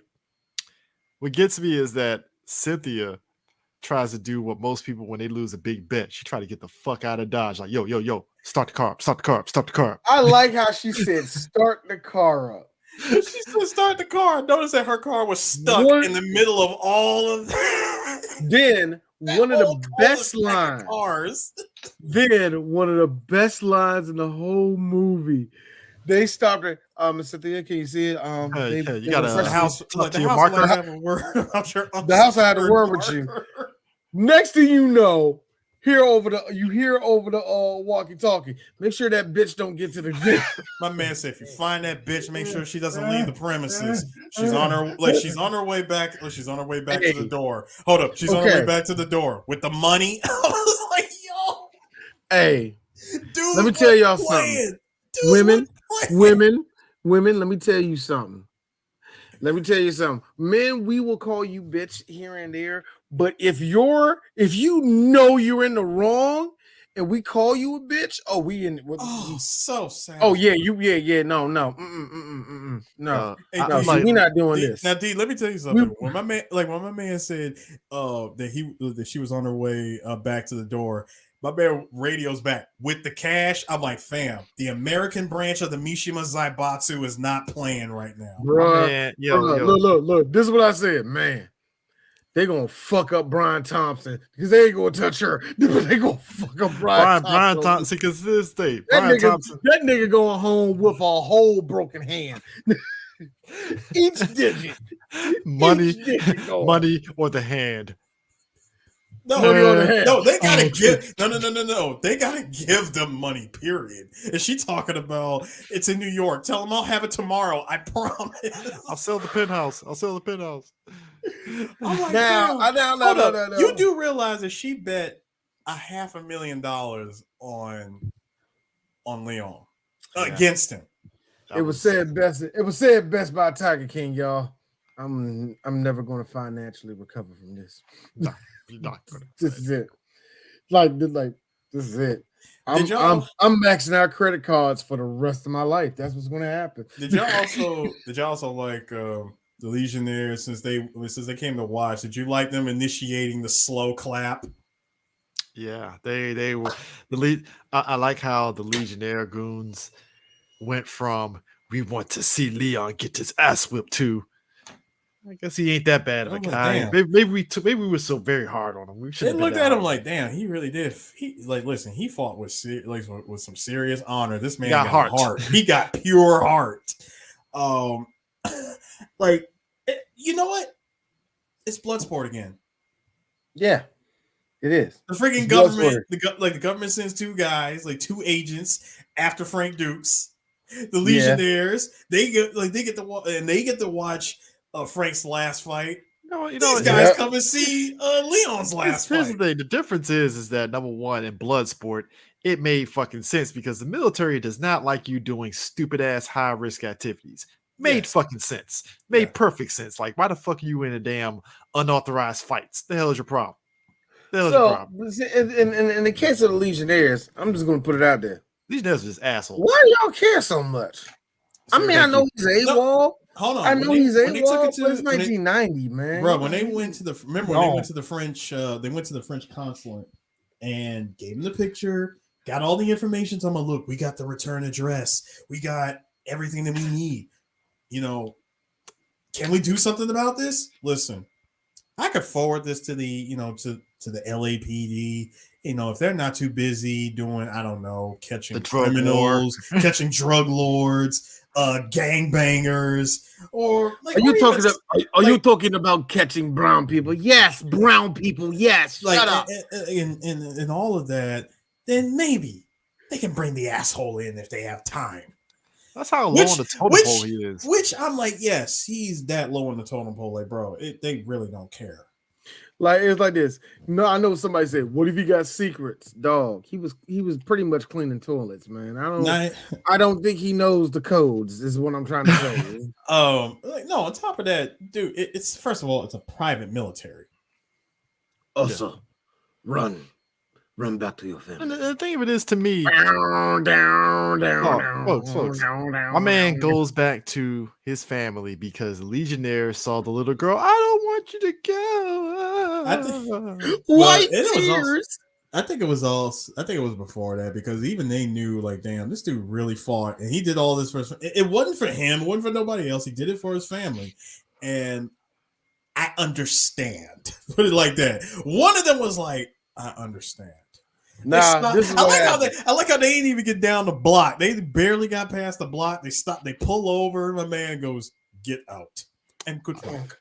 I like what happened. You know what happened, Eris? On their way over there. Ooh, hello, sir. We are on a. Yes. What do you mean we don't have no more money? Go home immediately, just the both of us. I mean, we can still. Oh, you don't care no more. Okay. The movie's almost. Oh, because the movie is almost over. Okay. I love you too. What gets me is like, so is Joshua like the Benson of the family now? Yes, he is.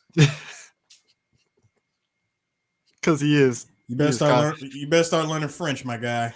No, he's the Or is he Mr. Belvedere? No, Mr. Belvedere cleaned up people's shit. Like, Joshua looked like he ain't gonna clean up nothing. He helps enough. Joshua is gonna pick up homegirl from school. He's going to be the male representation in her life. He's gonna watch her graduate. He's gonna feel like he's gonna be. Is it my two dads? Is it my two dads all over again? No, it's my two uncles. Do. This time around, I'm staying at home. My black uncle. My black uncle. The police keep on following us. I keep on telling them that he's my uncle. I gotta be real. I gotta be real. That was probably a very tense household when the Rodney King verdict came out.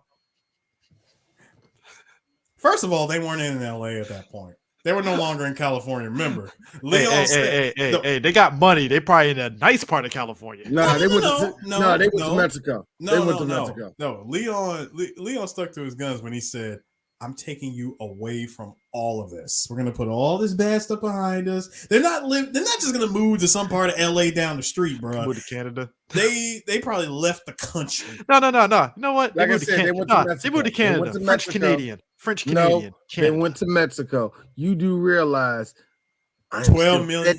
No, you do realize I'm still technically not supposed to be in this country. Yeah, he don't have his green card. Well, hold on. Now, luckily for me, I am $12 million in 1990 money. You can buy your credibility, sir. And like I said again, thank God he's white. Yeah.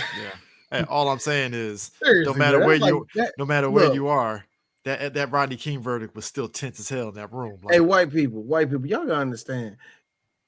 To black people, to us, y'all walking through life is like y'all camo being at 80%. That's how it feels. That's all I'm saying. Yes, he is. Mel Yep. Carter. Mel Carter from Mel Give Me a Carter. Break. Yep. I watched that show a lot. That's a great show. I love it. My black uncle, he's making each day the best that he can. So Also, he's learning French. I'm mad. yeah, they really I'm would. mad. As soon as she got out that limo, you just see a flying black knee just Flying bam! black. Nigger knee. Call him nigger knee.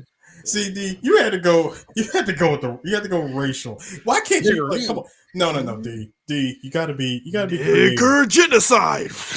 Y'all, okay, god damn it, both of you. Can we please just call it what it really is? Midnight Magic. Let's go. Hey, Chris, I got one more for you. Geese. Nigga. Meanwhile, Lucky Glauber was like, "Is he allowed to say nigga?" Hey, Thank you. Hey, you want to be the guy to go up to Geese and say he can't say that shit? Because I ain't trying to get thrown off a fucking balcony. That's all I'm saying. I believe that to the white guy with the red. I believe that to the white guy over there. I believe it to the white guy with the red chucks and let him do it. Think about it. Lucky Glauber is not trying to have Geese Howard dangle his ass over Look, Geese Tower. Nah, man, dog. That is a rich white man that knows kung fu. I ain't fucking with him. No. Aikido. Aikido. Nah. Lucky from the hood. He don't. Nah, he lick his colors. Yeah, he from Compton. No, look, it's like Lucky's one of those black people. Why y'all watching this Chinese stuff? It's anime, mom. Yeah, Chinese stuff, mom. Meanwhile, who was the guy? I was about to say Mr. T, but Heavy D. Heavy D's like, hey, if it were me, I punch fucking Geese Howard in the face. Heavy D, no, Heavy D. Heavy I punched D. him in his face 3 times. What he gonna do? Heavy D is clearly one of those dudes. First of all, the way I see it is that Geese Howard is a man to admire. No. But see, because he has a business, he built himself up. No, see, black people need to do the same thing. We are not doing. Mr. Big is like, hey, look. No. Heavy D is one of them. Heavy is like CTE. Mr. Big was like, look, I teamed up with the guy in the tournament. Didn't really go over too well. Man, I gotta be honest with you, man. How was Geese? He was fine, man. He farted a lot. I really didn't like him like that. He said my nigga one time and punched me on the shoulder, so I don't know. Lord have mercy. But this movie, very simple Lionheart, very simple. It sticks out too, man. Especially as a kid, man. This is a good one, man. This is actually regarded as by a lot of fans that this is one of Van Damme's best movies. Yeah, I mean, it's so funny, but the four that came out, this Kickboxer, Bloodsport, and that's where it gets funny. What's the fourth one for you? Everybody has a different one on that one, man.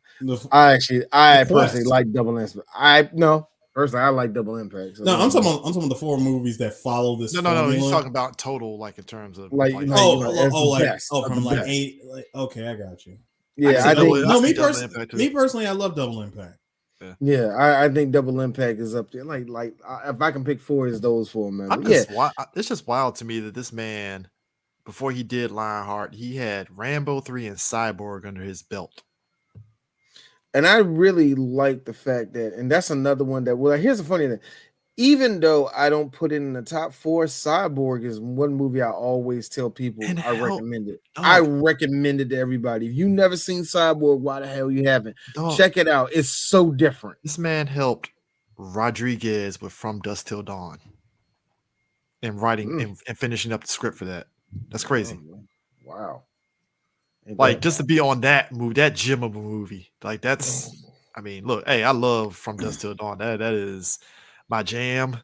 Also because our boy was talking about meeting Selma Hayek on that movie, like, oh my god, Selma Hayek. Yeah, I mean, Lionheart, simplicity at its finest. But what we got next on the dock? Because we're coming up on Thanksgiving holidays. Yeah, we're coming up on Thanksgiving. I'm just gonna put it out there. It's going to be the following week. The following week we're doing the following week. No, actually, I'm not. I'm gonna say that for next week. But next week we're still keeping it simple. Olympus has fallen. Morgan Freeman's the president, and the only person that can help us is a man that Gerard Butler can sing, but he really can't sing, so he had no business doing Fanny of the Opera. Me and Sue saw the third movie in theaters, and we, despite how ridiculous that fucking movie was, we were laughing. We were laughing our ass off from beginning to end. You put Nick Nolte in that goddamn movie. I was like, yes. Hey, Chris. Okay, Chris. Time for a confession here. Mm-hmm. I seen the next two. I'd never seen Olympus Has Fallen.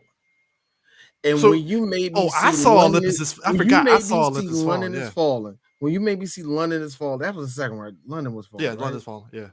That was the second one. Yeah, that was the second. But whatever. One. Yeah, when you made me see that, I never forget going back to you like, Chris, this is the most action-packed thing you ever seen? No, stupid, but yes. But see, here's the thing, folks. I want you to understand something. And I told D this, I told Eris this. Did you know, just like with the company behind Expendables and the Olympus Has Fallen franchise, this is the remnants of one Golden Globus. Yeah. And their fingerprints is all over that shit from Expendables. And it's their fingerprints is on it in the best ways that you think of, because you see how over the top Expendables gets. Olympus Has Fallen, that whole franchise goes ridiculous. And it's kind of funny when we keep. I was saying that this month is going to be filled with. We're going to do like solid hits. The one right after that is pretty much kind of going to be the Thanksgiving one, I guess. I don't know, only because it's the oldest movie that we probably did so far, which will be the Wild Bunch. Wait a minute, when did the Wild Bunch come out? What year did that come out? 1969. I want everybody to put it out. Wait a minute, hold on. When did Shaft come out? Then 70. That was 70. Yep. Yeah. 70. Okay, so Wild Bunch is the oldest one we ever did then. Will it be? It would. Yes. We haven't done no black and white movies. We haven't done nothing like Wild Bunch is not Wild Bunch is not black and white. That's yeah. Well, I know it's that's color. What I like to call. That's what I like to call Technicolor. Cinema. Because to be honest with you, before Wild Bunch, Truck Turner was really our oldest one. Truck Turner, Turner, I would say, that was up there as Truck Turner, then Superfly, then Shaft. Like I said, Shaft will probably be up there too. Even Willie Dynamite. Yeah, Willie Dynamite. No, Willie Dynamite was 76. Okay, but still, that was like 1976. Pretty much all of our 70s movies. All the Wild Bunch is. And I think Wild Bunch is going to be interesting because I know a lot of people that listen to podcasts are like, Westerns. And I'm like, no, you got to understand. No, actually, it's kind of funny. This is going to be interesting for us, really, because we are what you call half and half.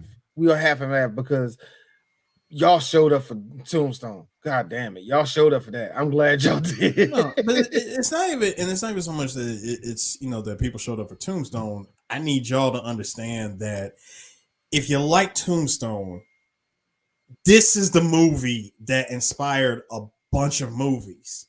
But I think, okay. Like, seriously, Wild Bunch inspired more movies than you think. Oh, it did. And one of them is Predator. I think the thing about Wild Bunch is, like, when you think about it, like, because, we're talking about a Western and stuff, and there were, like, a lot of people that we know that have been modern movies that people know, like Ernest Borgnine being one of them. Like, we know, like, people know who Ernest Borgnine is, right? But, like, when you look at the Wild Bunch, like, and I'm saying that because but as much as we talk about Tombstone, I think that was just bolstered because everybody, even people that listen to our podcast on it, is because they know Kurt Russell, they know fucking what's his face? You mean Kurt Douglas? You mean Kurt Russell? But here's the thing: Kurt Russell and all those actors, because they were in modern movies and stuff. But Wild Bunch is in a different territory because it's like I would say only reason why I say it's going to be funny because just real talk. Our audience is late Gen X to early Zoomers, so just to be really honest, this is going to be interesting. Like I said, I see y'all showing up for Tombstone. Will you show up for Wild Bunch? How many of y'all had granddaddies? Like all the good way. My grandfather watched the Wild Bunch. I knew of the Wild Bunch. I watched it, and like Sue said, it did definitely inspire a lot of stuff, even the Magnificent Seven. And then here's the thing about that though. Now, no, D likes to be the asshole that.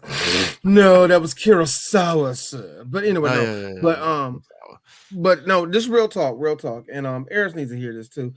One of the reasons why I didn't want us to review a samurai movie. The main reason why is because I don't expect all y'all to hop on the fucking train. You know what I mean? So I always question when we go for good example. Actually, see, Ghost Dog would do fine. You know what we had trouble with, and people, we only got a little bit of response out of that. Across 110th Street. See what I'm saying? Certain older movies, just be honest with you, our audience don't listen. And you know what? I'm with Eris. Fuck them. So I love Across 110th Street because both of us enjoy the fuck out of it. And I say that, and when we say that, well, pure love, but at the same time, it's like, look, some of y'all need to get educated. Some of y'all, and granted, real talk. It's probably gonna be a one sit. I'm also going to say this. We do a lot for our listeners and our fan base. You know, we're allowed something for ourselves. Yeah. That's why I'm not necessarily like knocking it. It's like, so this just happens to be one of my favorite old movies, like of all time. Like, it's funny because you guys came to my house. This was like a long time ago, back when Blu-ray was like the hot thing. And y'all saw my Blu-ray collection, and D pointed out, nigga, I had a Bullet on Blu-ray. You looked at, just from looking at that, you're like, Bullet. I'm about to say, come back, D. No, I'm saying no, yeah, you had Bullet, yeah. Like I think you was telling the story. Keep going. No, don't stop me, nigga. I had the movie Bullet. And I'm like, bro, Steve. I was like, yo, this movie was sick. Like, I love this. Here's the thing, y'all. This is for D. This is because I know Eris so well. I hate it when Eris gets gay like this. This is D because I know what turns this nigga on. So it's like, here we go. Here we go. I'm like the same thing that I deal with from the two of you. Oh, don't start that shit. Don't start that shit. Will. Don't start that shit. You was here for all of these Yakuza jokes. Don't start that. I will say this. I'm gonna say this though. I think it's interesting that like out of a lot of westerns they got remakes, Hollywood. It speaks to how good the Wild Bunch and Timeless Wild Bunch is. No. I know what you're going to say. There was never no straight remake of it. No. What I'm saying is, but that's what I was getting into because Hollywood has been trying for years to do a straight up remake for it, and it's like they get a writer, doesn't happen. They get a writer, doesn't happen. And I don't know whether it's just the writers couldn't quite hit the dynamic of what that movie is. They get a producer. Too expensive. They get a director. Last person they had. No. Oh, I'm sorry. They get a director. Too pretentious. The last person they got was Mel Gibson to write it, and that was back in 2018. That was the last time you heard anything. And here's the thing, and the Magnificent Seven went through the same thing because they had people who truly wanted to remake it and try to make it something different. You had the other crowd that was like, and I call these the boomers, don't touch it. And then you had people who were just like, let's do these cool things to westerns that we never did before. And that's the reason why Magnificent Seven, despite it being okay, it really bust its knee. It really bust its knee. Fuqua was like, all right, we got Denzel. He's being Denzel. But to his credit, he's like, I feel like that was it. But it was also, okay, to your credit, Fuqua, you got a very diverse Magnificent Seven that actually was to the time period of it. So they had to deal with a little bit of tinge of racism. Direction. Here's the funny thing. Direction to me wasn't that great, but the cinematography, like most Westerns, perfect. So, but that's the thing. That's the thing when it comes to Westerns now. True Grit got lucky because I think the Coen brothers wrote it. Number one. Yeah. True Grit got lucky because that thing was really, really, really good. And it sold. And then they brought out all the. Remember the 310 to Yuma and all the rest of those westerns they came out. 310 and Yuma they all was the shit. Look, they were good, but nobody watched them. It's like Russell Crowe, that's Christian Bale, right 310 to Yuma. Like, dog, we're getting some great westerns. Nobody gives a shit. Actually, hate to say it, even fucking Lone Ranger. With Disney money. That thing was terrible. I was like, even Lone Ranger with Disney money, Disney was like, well, we tried. Fuck it. Disney. Here's the funny thing. Disney dropped freaking Lone Ranger and what was it, John Carter. The funny thing is, at least John Carter fared better. At least just from execution. But the problem was the problem with John Carter was they put they kept pushing that movie as like the big Disney 3D movie when there was barely any 3D in it. And I like how they blamed you remember, Chris, we were at the theater seeing this. You remember on Lone Ranger, they blamed it on Johnny Depp. I'm like, Johnny Depp didn't direct this thing. No, my thing was this with Lone Ranger. They blamed it all on Johnny. I want people to understand. Let me understand this before we go. Let me understand to tell people this. They played Johnny Depp, and I was like, guys, this is the cold, hard truth here. Number one, nobody gives a fuck about Westerns. Especially the Lone fucking Ranger. You could have put Denzel as a Lone Ranger, and nobody would have saw that shit. All right. Here's the funny thing, though. Now, I will say this will be the last thing I will say, and I hope it's a movie that we do next year. There are some Westerns, however, that do something different with the genre, where it ain't just cowboys and Indians and shit like that. They actually do different shit, and that's like The Hateful Eight. Holy shit. Fantastic movie. You see what I'm saying? Western movie, even really in good the video Western game. movie. Even in the video game realm, Red Dead Redemption 2, like that story Red Dead is really good. As a story is really so. Here's the thing: there are so much stories you can do with westerns, but let's just be honest with you, it's going to be really hit or miss with the public. That's just how it is, So I expect that to be hit or miss when y'all listen to this tip. So there we go. There we go. Jean-Claude would never do a western. Actually, I think he would. I think Jean-Claude would, man. It would be busted western accent ever. No, he won't. No, he won't. He'll be a Frenchman. He'll be a Canadian Frenchman. He'll be in charge of the railroad workers. He got all this fur. Think about it. He got all this fur. On him. He's like, he grows a beard. We're like, yo, and look, because us critics, look, Eris, because us critics are so we eat any low hanging fruit. Oh man, JCVD grew a beard. He's taking this role seriously. Shut the fuck. Oh, somebody at Canes is like, this is Jean-Claude's best role ever. Finest role. Like I said, boy, look, real talk, y'all. Real talk. That right there, that's some low-hanging film critic fruit. None of you bite for it. You hear me? None of you bite for it. It's fine as out. Don't. No. Tour de force. If they say tour de force, run. They're lying. Anyway, y'all, we'll see y'all next week. Peace.